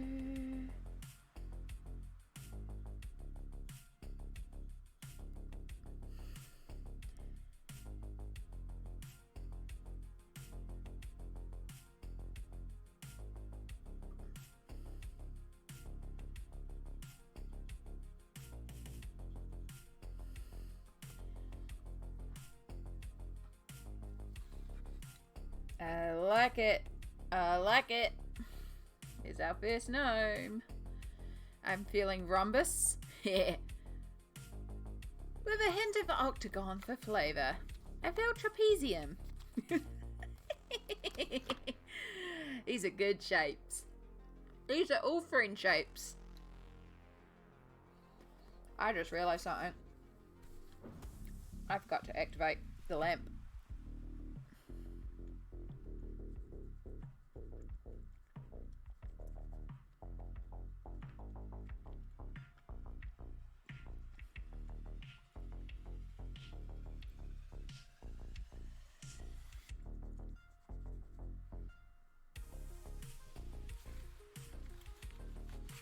Alright, so apart from little details, which I'm not too worried about, come back and do that. Right, so the next one that I had was Saddle Brown.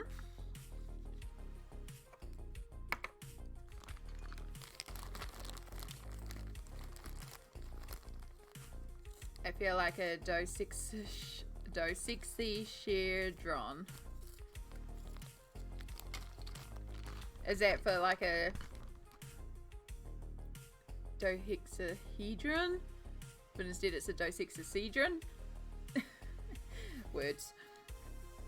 But also, heck yeah! Still a good friend shape! All shapes are valid. We love shapes.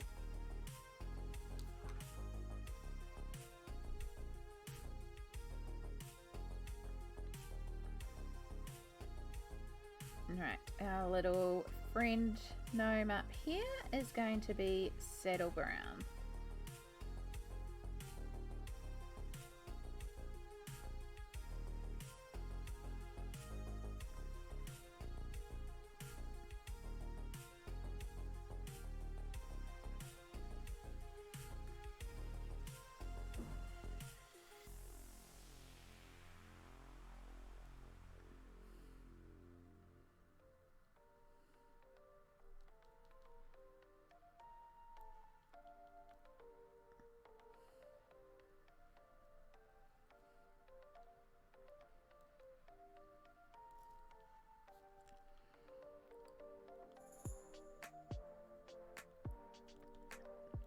So once again, I'm just placing the colour on where the darkest parts of the skin will be, and then when I'll activate, I'll blend it out like I did here to give us some tones and variation in that skin while just using the one pencil.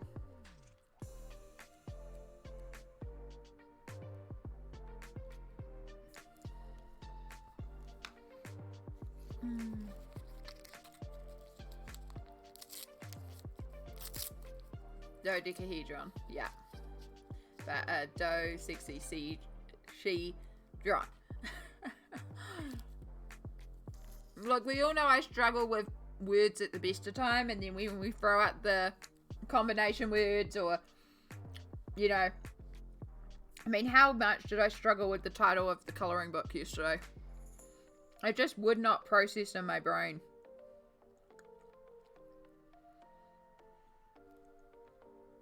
It's just like my brain is like, we cannot compute. You must forget.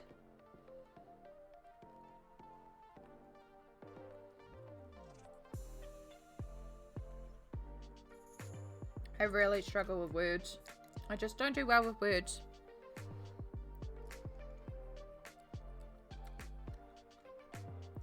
I play a Harangon Bard in D&D, which I had last night.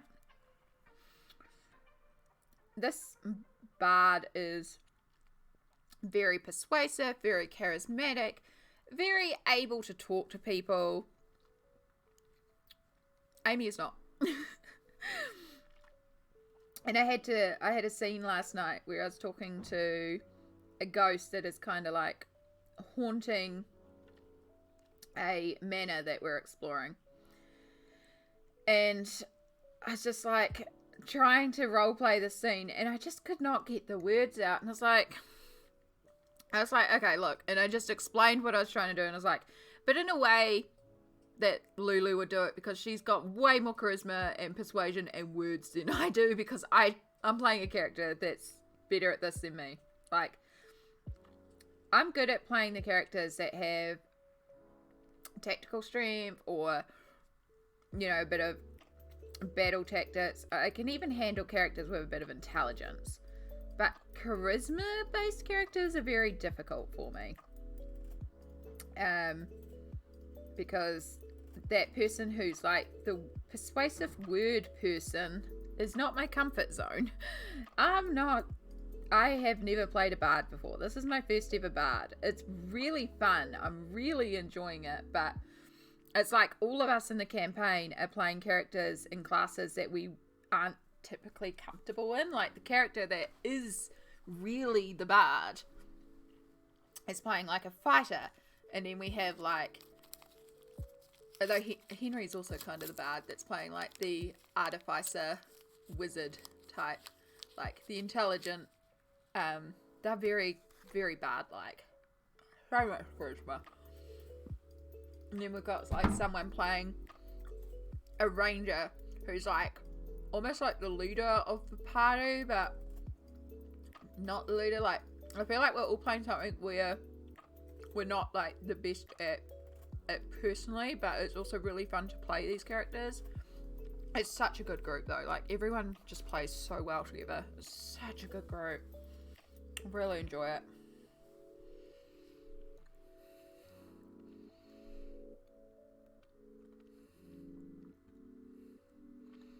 I turn rocks gay. I turn rocks gay.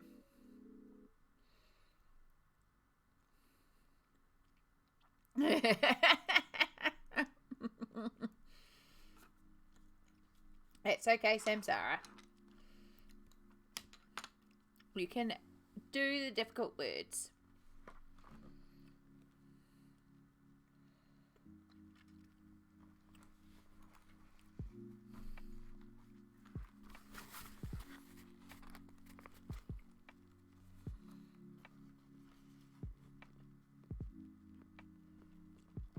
And that's valid, not feeling two-dimensional. You're definitely not two-dimensional.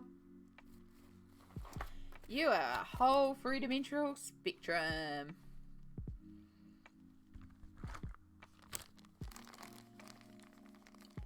Yes.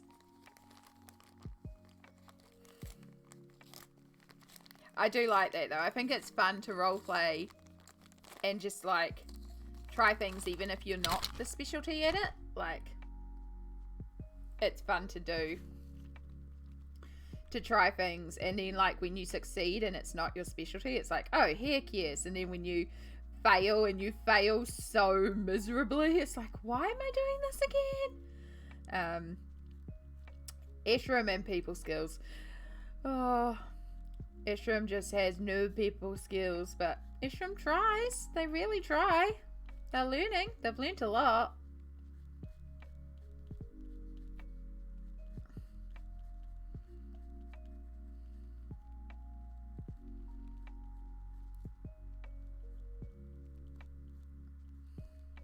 They're very good at being scary to people.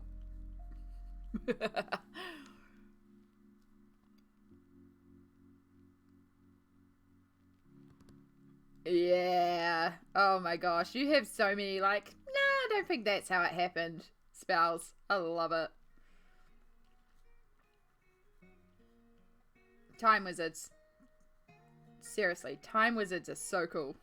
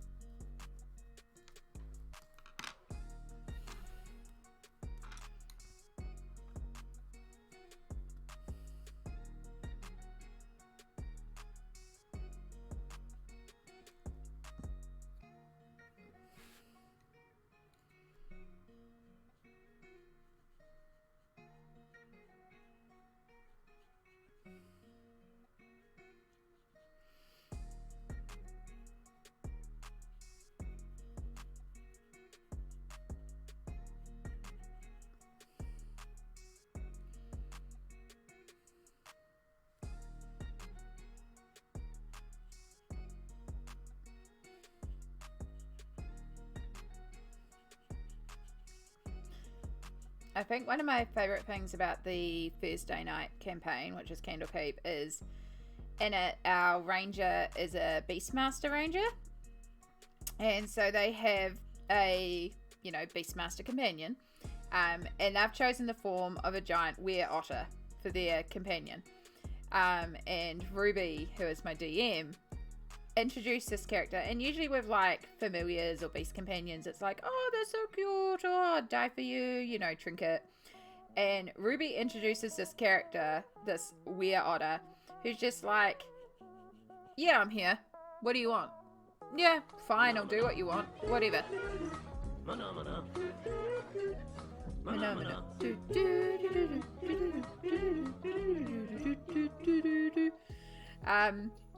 And the party has all, like, we have this running bit that we think that the were-otter has charmed our ranger and is going to be the big BBEG.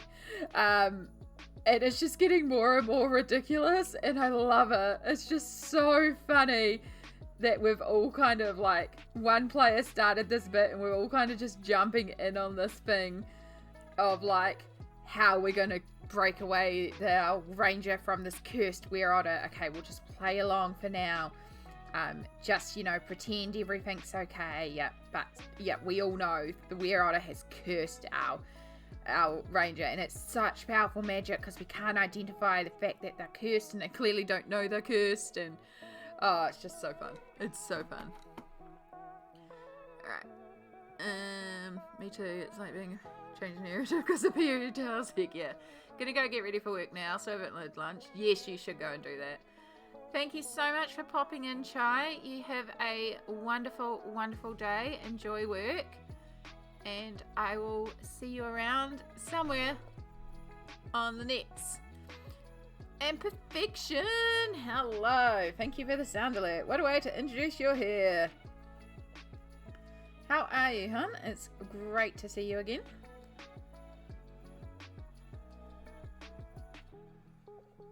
I was hoping to get this finished today. I knew it would be an optimistic goal. I should have known. If we can get everything based, I'll feel, or like 90% based.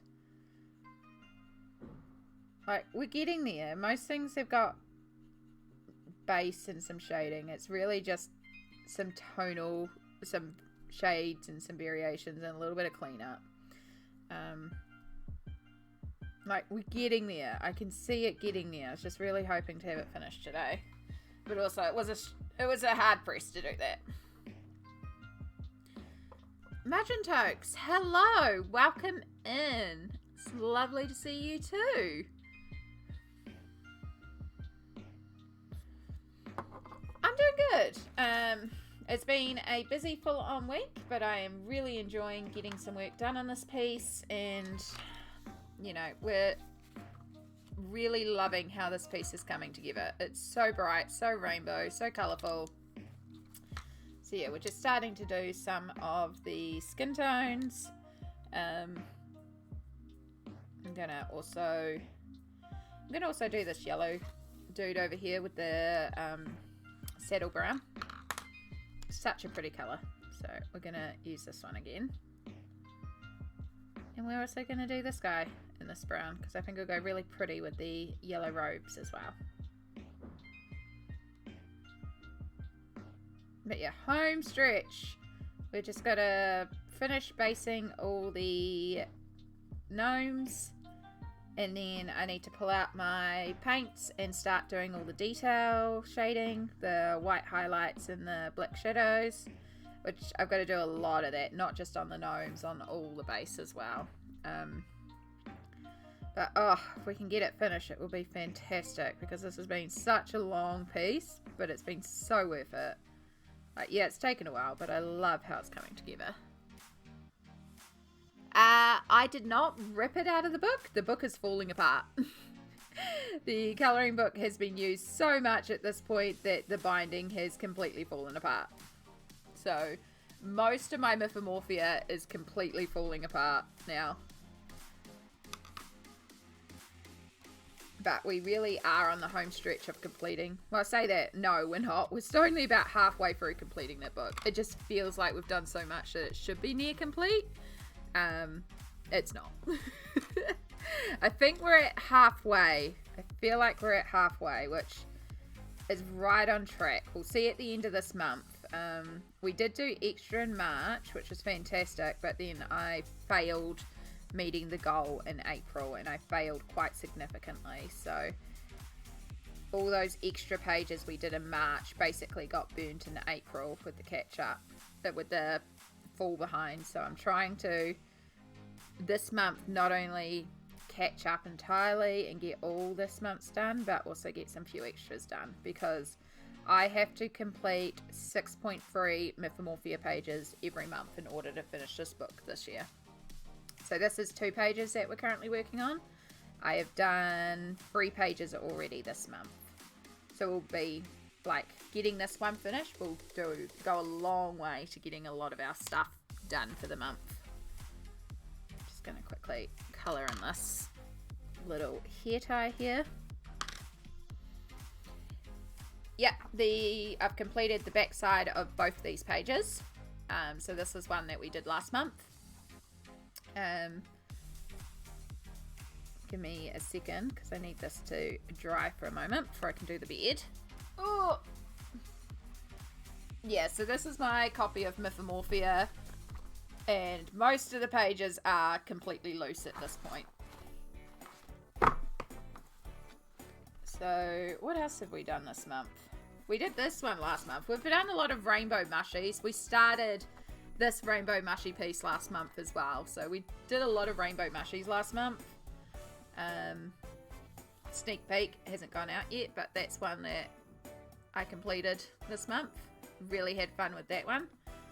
And then the other one that we completed this month, which has been another really long work in progress that we started last month and I just didn't finish, is the forest. Where's the forest? This one.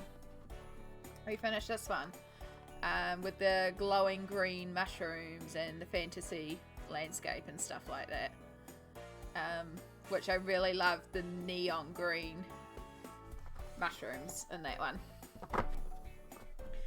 So yeah, I think from memory we're getting up to 50% of the book completed.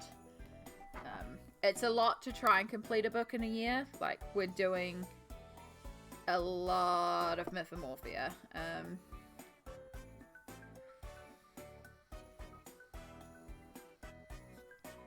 Let me look at my tracker.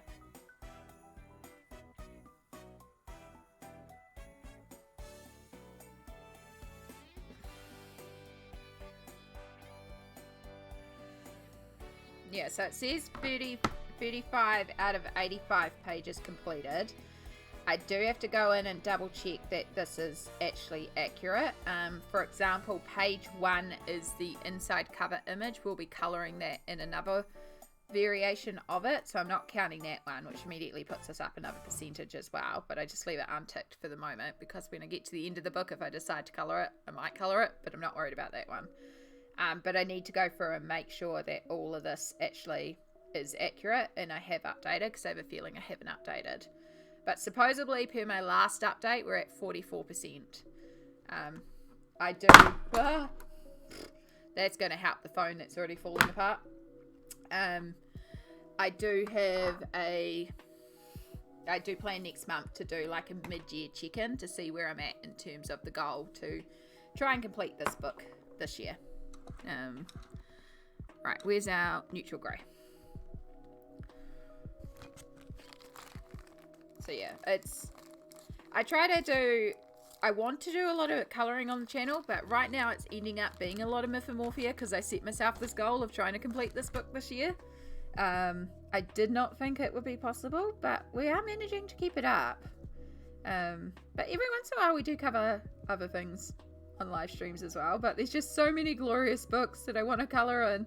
It's like, nah, I gotta go and do my Mythomorphia pages.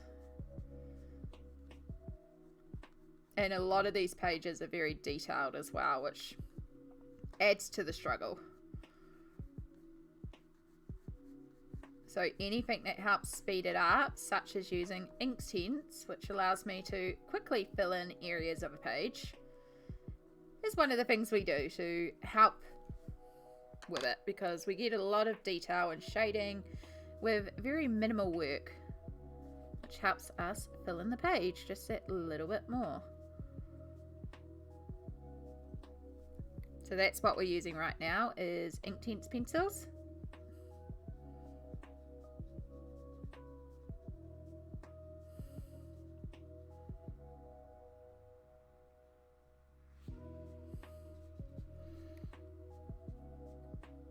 Yeah, Mythomorphia has a very special place in my heart.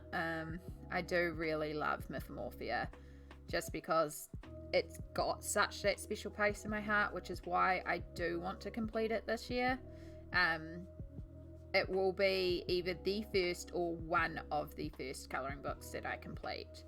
I have a couple of other colouring books that are getting very near completion. Technically, I think Fantasy Figures by Colouring Heaven, that magazine is technically the most coloured in, because I've done like 22 of the images of there and there's 40 images in there, so it's technically the most complete. If I complete that one this year, it's like a bonus, but it's not the goal. But that being said, that one's also a magazine. Like this has 85 pages technically to colour, so this is still way more impressive to get finished in a year. But if I get that one finished, that's an extra bonus, you know.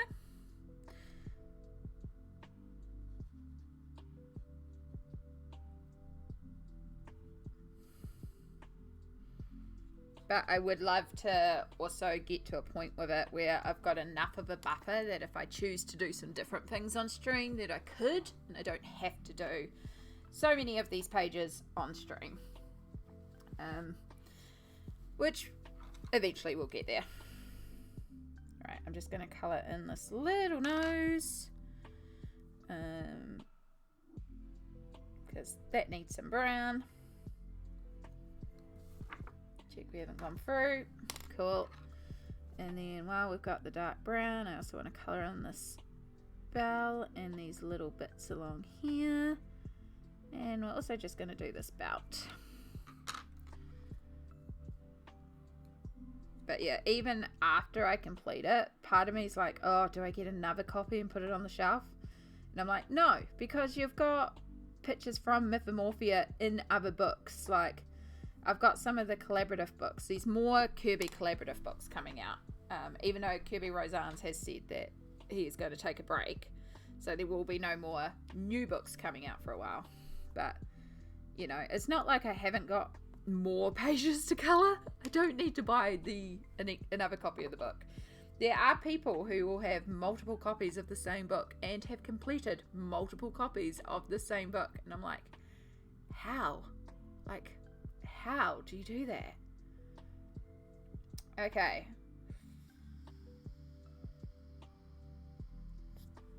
So, I don't think I have any other water-soluble pencils that work from Paler. Maybe raw umber. Where's my... Oh my god, I've got colour charts everywhere. There. So these are for my polychromos, but the Albrecht Durers are a match. So even though I don't have to complete in Albrecht Durers, I can look at the list and match up and see if any of the colours would work.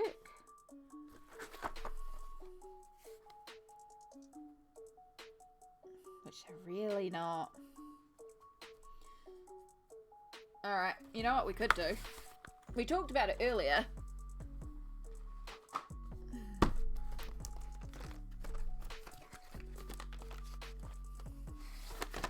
Now I just have to remember what my skin tone mixes were.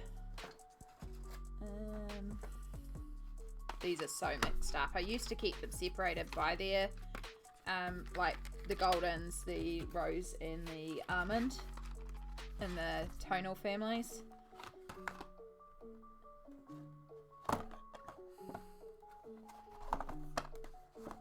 I want some of the more... I feel like I want medium almond.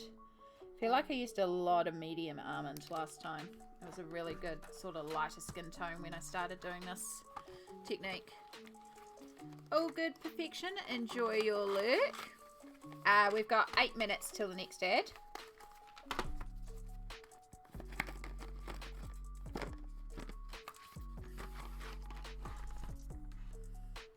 Rose, rose. I feel like there's a lot of rose in here. There's medium almond. Let's pull that one out. And there's very light almond, which is basically white. So I think that's the box that we want out. You can just like chill in there for now. Go into the piles on the desk. Whee! Let's start with this one and get this one finished, and then at least all of this on one page is done.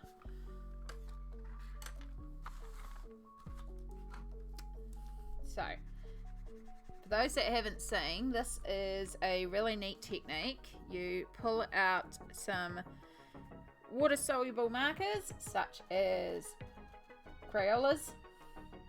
You use a brush and a bit of water, and you can pick up the colour and use it like watercolour.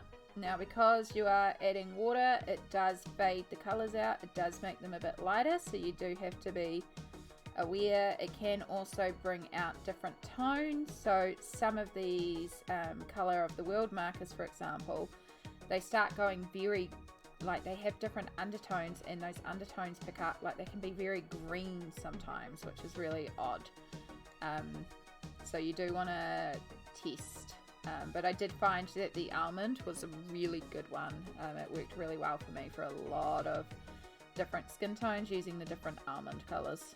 Because it's got obviously the right undertone to be watered down quite a bit.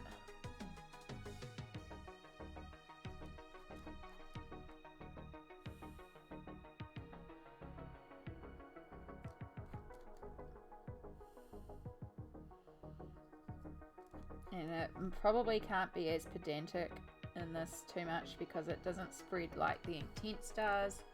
So some of these may not be as detail-y shaded, but we can also bring the white acrylic paint back in because it's a little bit translucent and lighten up certain areas. But even in that small amount, I think we're doing all right. Here we go. Now we've got some variation in skin tones.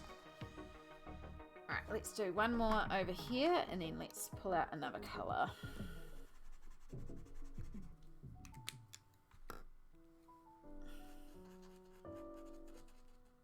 Let's do this one down here.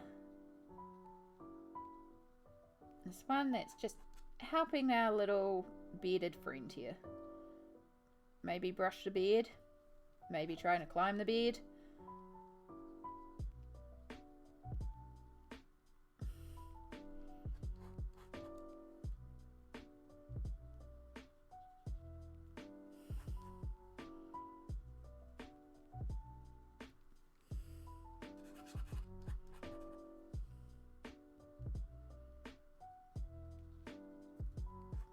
I will have to use white paint quite significantly there because I've got overflow from when I did the background, because the gel crayons that I use tend to go everywhere.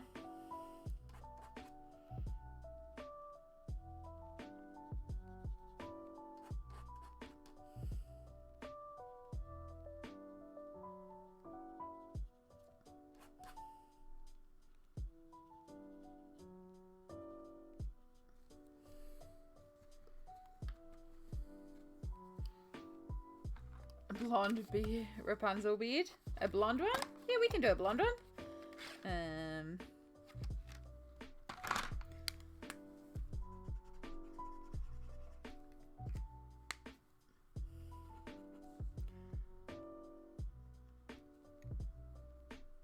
So now I'm using the light medium golden.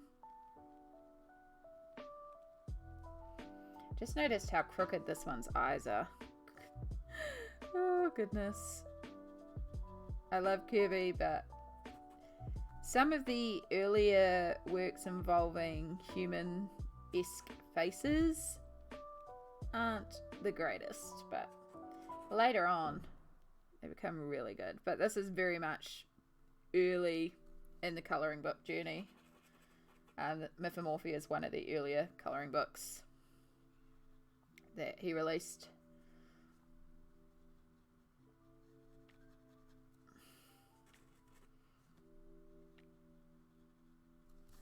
Right, that should be, yeah. I'm just very conscious on this one because the colour can bleed through very easily, and this one is not. Like on the other page with the back side of it has gesso from that watercolour background technique, so just got to be very conscious on this side because it doesn't have that. Alright, this bottom one I want to do a darker skin tone. Where's my, there it is. Willow is very close to saddle brown. Or do I just do bark again? I do love bark. It is a beautiful colour.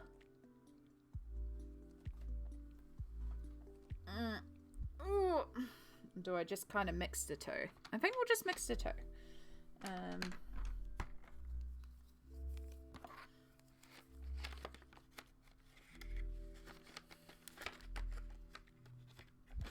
Get you off the desk.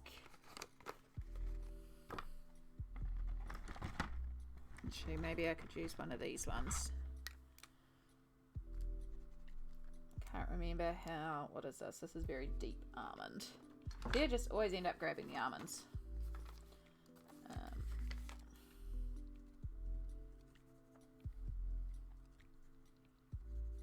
Oh, that'll work. That's like bark, but not quite as intense. That's what I want. I want a medium bark.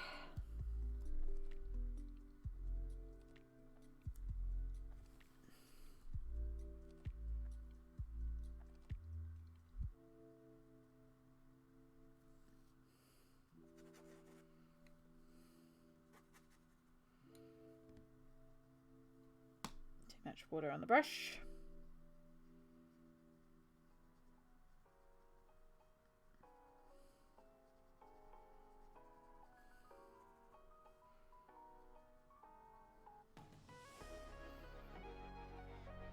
Yeah, so this is not the best paper for doing this technique on. It's a little bit too smooth and absorbent.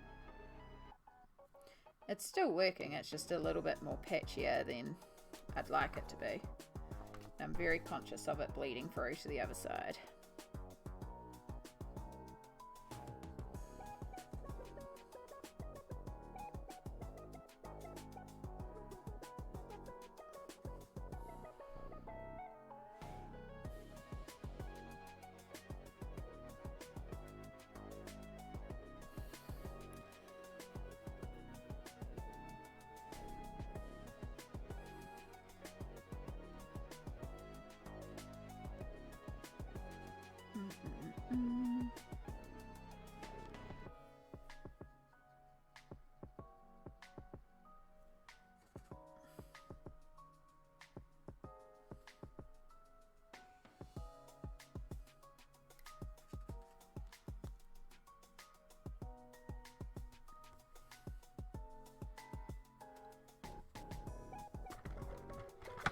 Alright, so it is time for our next ad break. So I am going to run this ad break because I also need to pop to the bathroom. So we're going to use this as our bathroom time as well.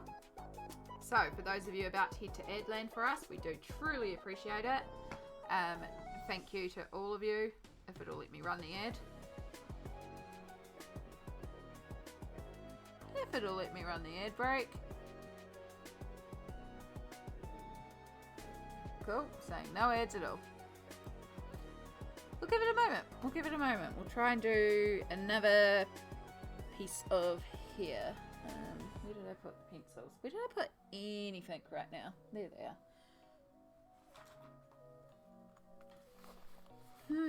It looks like my bit rate is flying all over the place too, so I hope everything's okay.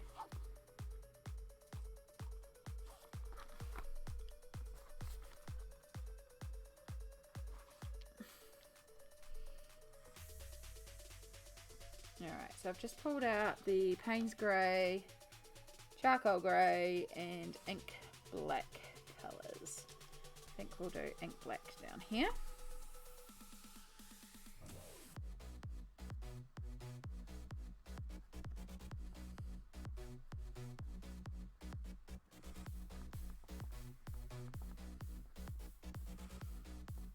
I know we did say, oh, I've just missed a section of the leg. Luckily there's a little bit of marker left on this paper.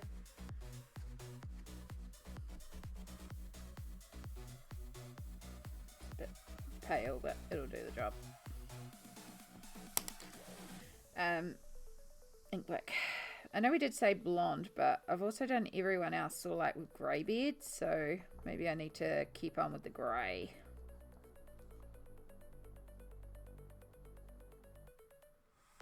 Wow, I hope stream's okay. It seems like the whole thing is frozen. It's not saying that I've got any issues, and it's still saying I'm live, so I'm a little worried.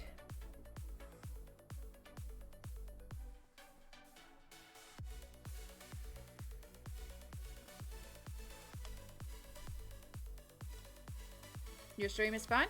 Okay, cool. It's just my screen that's frozen for one reason or another. Nobody reload, you'll get ads. Because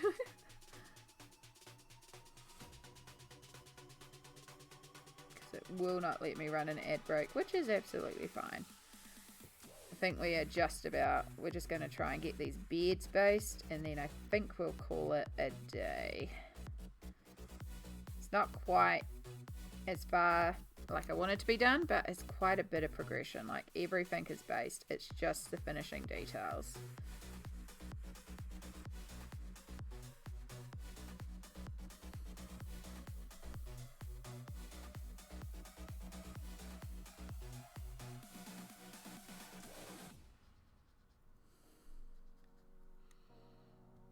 We can raid Ruby. We are totally planning on raiding Ruby because it is indeed Ruby's anniversary stream.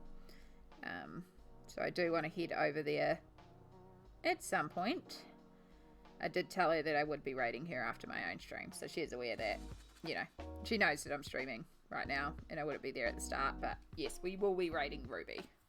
We were always going to be raiding Ruby today, no matter what. Because yes, Ruby is a wonderful, wonderful person, but also a really wonderful streamer who is celebrating the fact that they've been streaming for a year today. So we will be popping over there in a moment. Oh my gosh, stuff everywhere. Right. Let's get this bark in here, because I think you'd look really good with a bark beard. And then it's also not a grey. You're a younger gnome, you still have some colour in your beard. I also like the idea that maybe their beards are used to help colour the world around them. Oh, is it? I didn't realise Ruby had that set up, but that also makes sense because of she also doesn't have any mods and stuff, but I'll let her know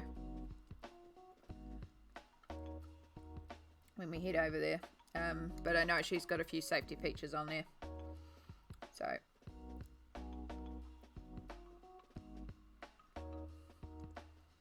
But yeah, it's annoying if you're on something that can't be verified for one reason or another.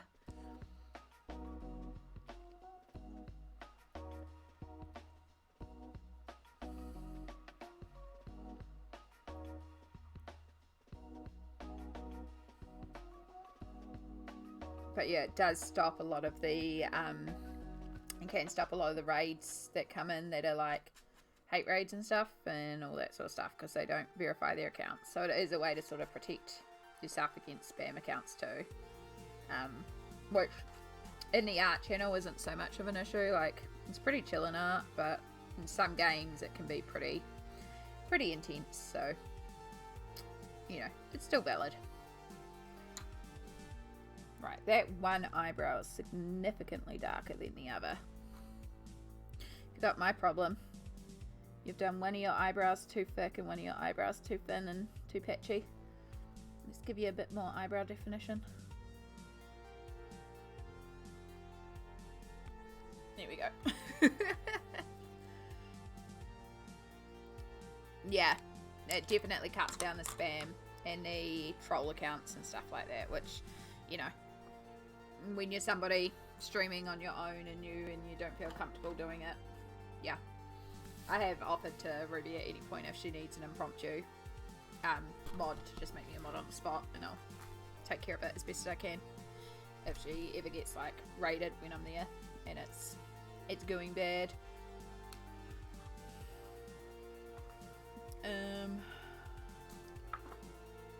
Because yeah, it is an absolute panic moment when you do get hate rated. I've only had it happen once, and it was many a year ago, and it was not enjoyable. So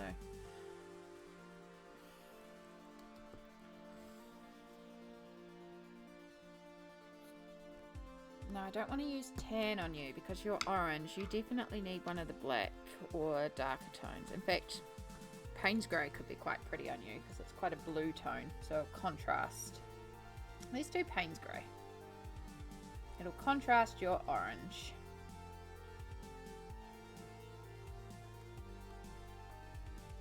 Yeah, there used to be a real problem on Twitch way back in the day, because I have been on Twitch now for like 8 years, I think it is. It's been a while.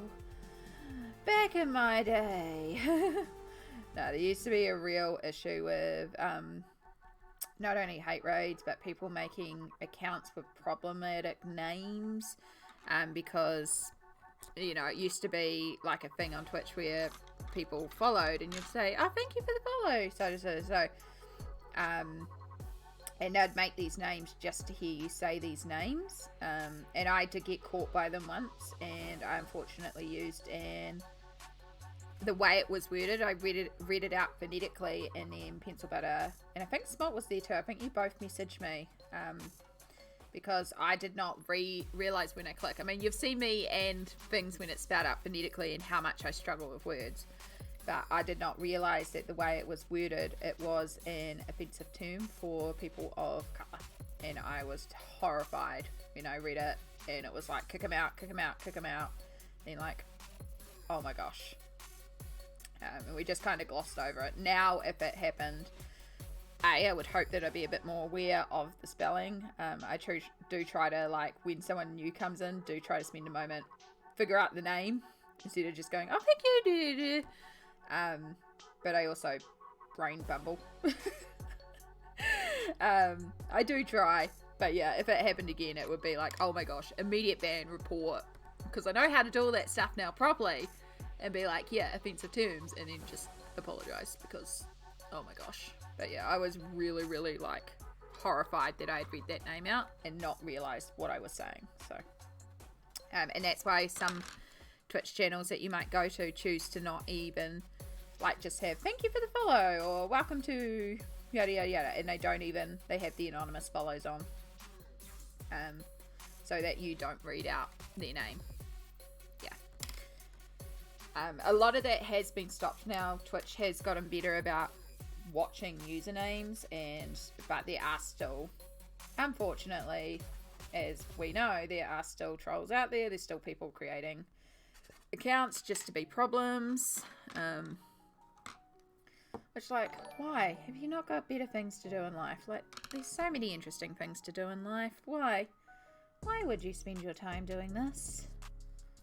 Yeah, I like that bark for the bout. Cool. I like our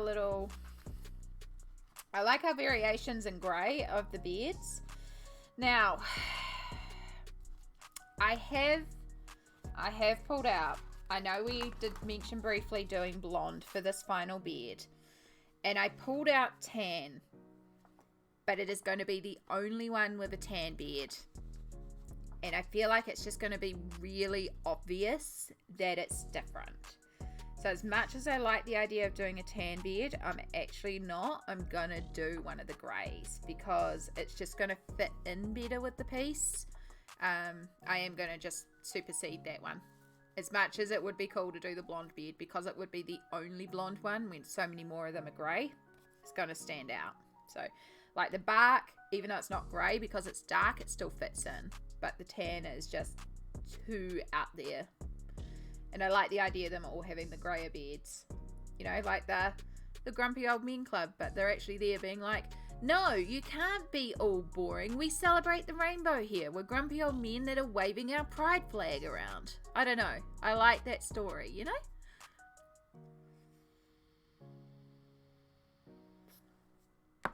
We're grumpy because there's too much air in the world. And so we're going to make it more beautiful and rainbow and glittery.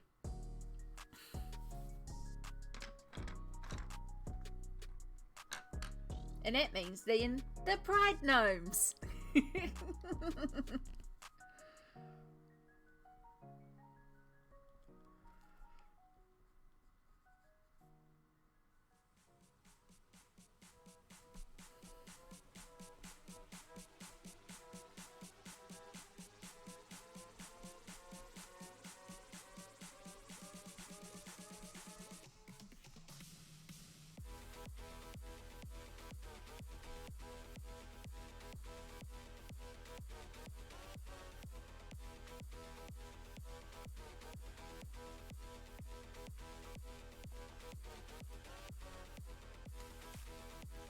I actually own a Pride Gnome, the non-binary colours. Heck, yes, that is so cool.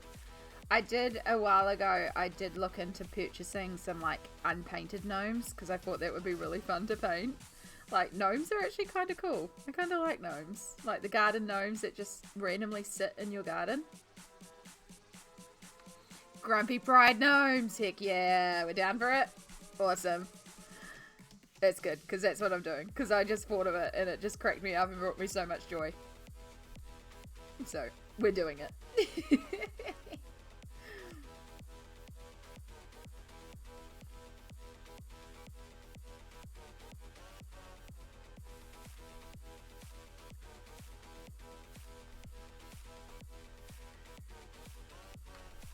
I love how this piece has just developed. Like, so good.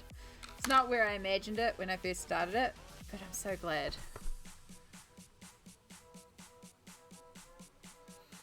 It's one of the two things I inherited from my great-grandmother. Excellent.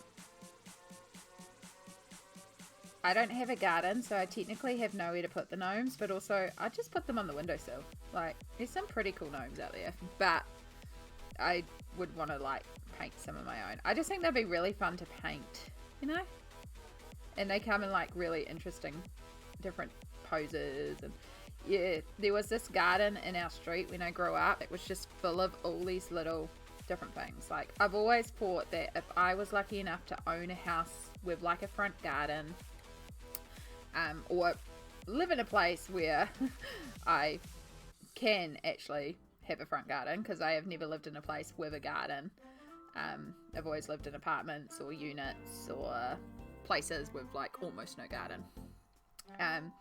But it would be really fun to set up like a fairy-esque garden area with like a chair outside that you can go in and sit and relax, but then also hide like little fairies and gnomes and make a little magical garden. Because when I grew up on my street, there was actually a house that did this. It had like a bunch of those tin butterflies all over the walls. And as you walked past them, you could see all these little gnome statues and kitten statues and all these little things just hidden in the garden. And there were little lights in the garden too, and it was absolutely gorgeous. Be an absolute thief risk, you know? Like, I would hope people would leave it alone.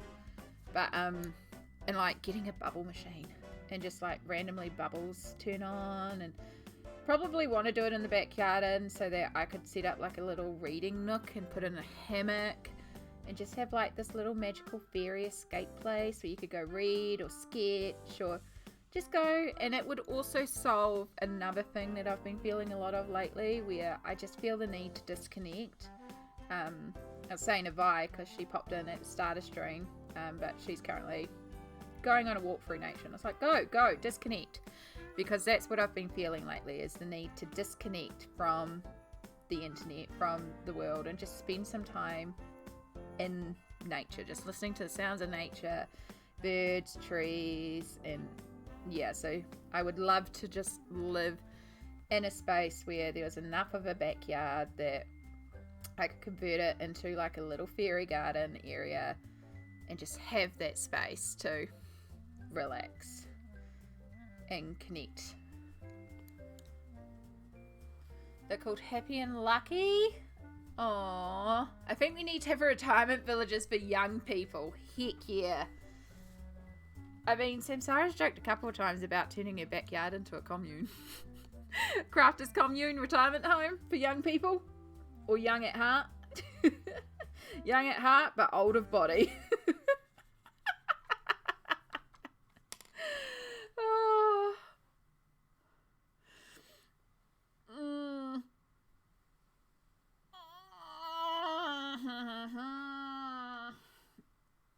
All right.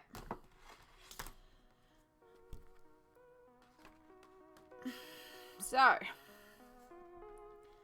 I think we're going to leave it here for today. We have done a lot. We have really done a lot. We've got a good 4 hours of work in there. Let me just zoom you out a bit. And you can see a bit more of the full spread. So we have all our gnomes essentially based. A lot of what's left to do. You say joked like I was joking. Heck yeah. Alright, so Crafters Commune. With also Fate of Ison and rescuing a bunch of trans girls from America. So just like a cozy commune. It's just the cozy commune. You know? We're just all going to be cozy and happy and safe and enjoy ourselves. It's the cozy commune.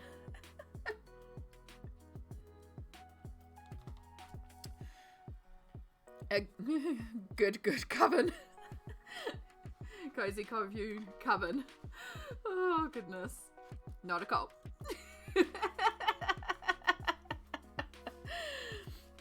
But yes, I am going to leave it here for today. We have gotten quite a bit of work done.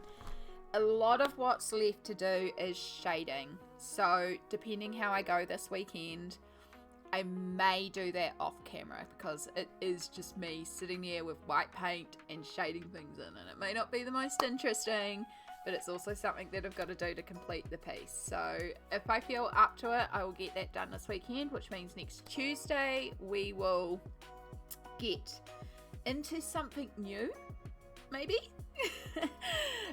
But I have a lot to do this weekend. If not, next Tuesday will be the final push because I want this page done.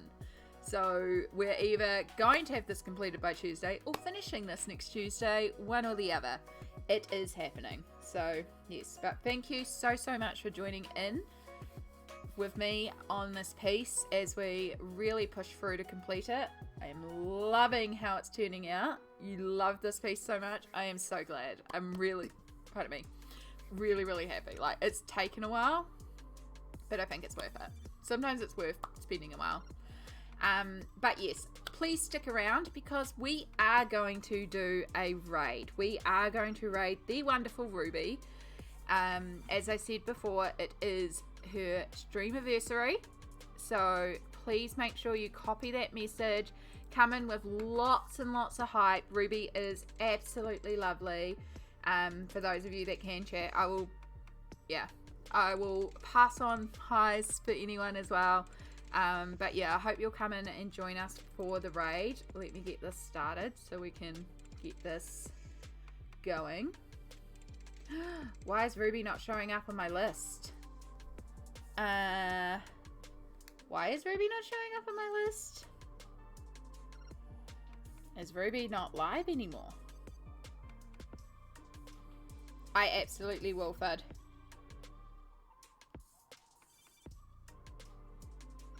No, Ruby's live. It's just not showing up on my list. Stupid thing. Is Spotty! You came in just as we're going to raid out. Oh my gosh. Oh my gosh. What a time. Hi, Spotty. But yes, we are going to go and raid Ruby. You've been lurking? Okay, I don't feel so bad then. So make sure you say hi, say all the happy anniversaries to her. She's going on break. No! I can't cancel the raid. It's not it's I can't pause the raid. Hold up. It's saying ready to raid. I can use unraid. / unraid. Oh my gosh, my whole computer is struggling. My whole computer is struggling so bad. We're frozen. Oh my goodness. Oh my goodness. We may auto get switched over. I don't know what's happening. I'm just gonna bring this up.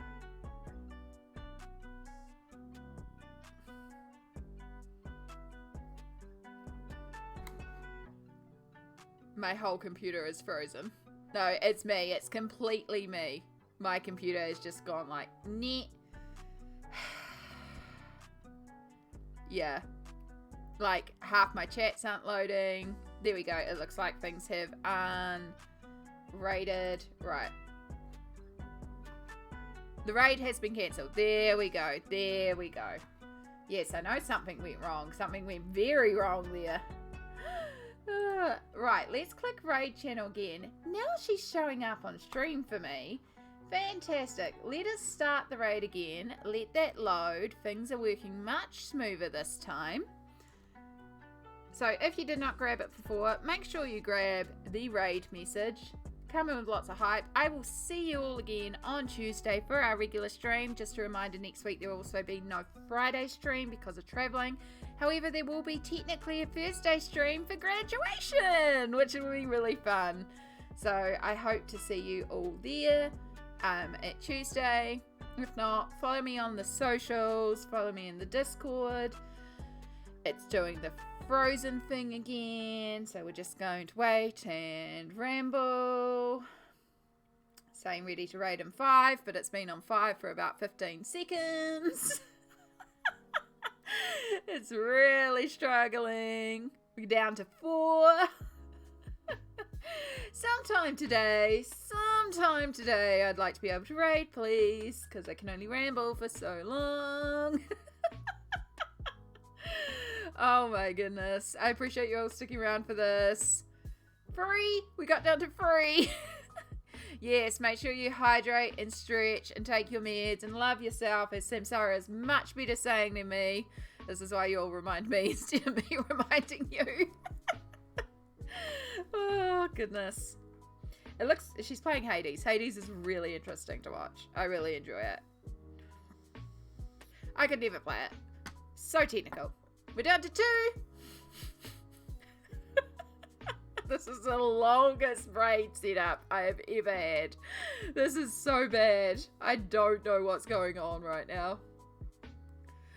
Oh my goodness. Come on. Come on.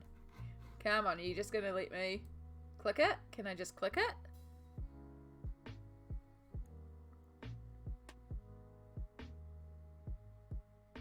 Yay, it raided. Alright. There we go. And now that I know my computer's done, I'm going to also end this. I hope anyone who's still stuck here manages to make their way over. It's been lovely hanging out with all of you, and I'll see you in the next one. Bye!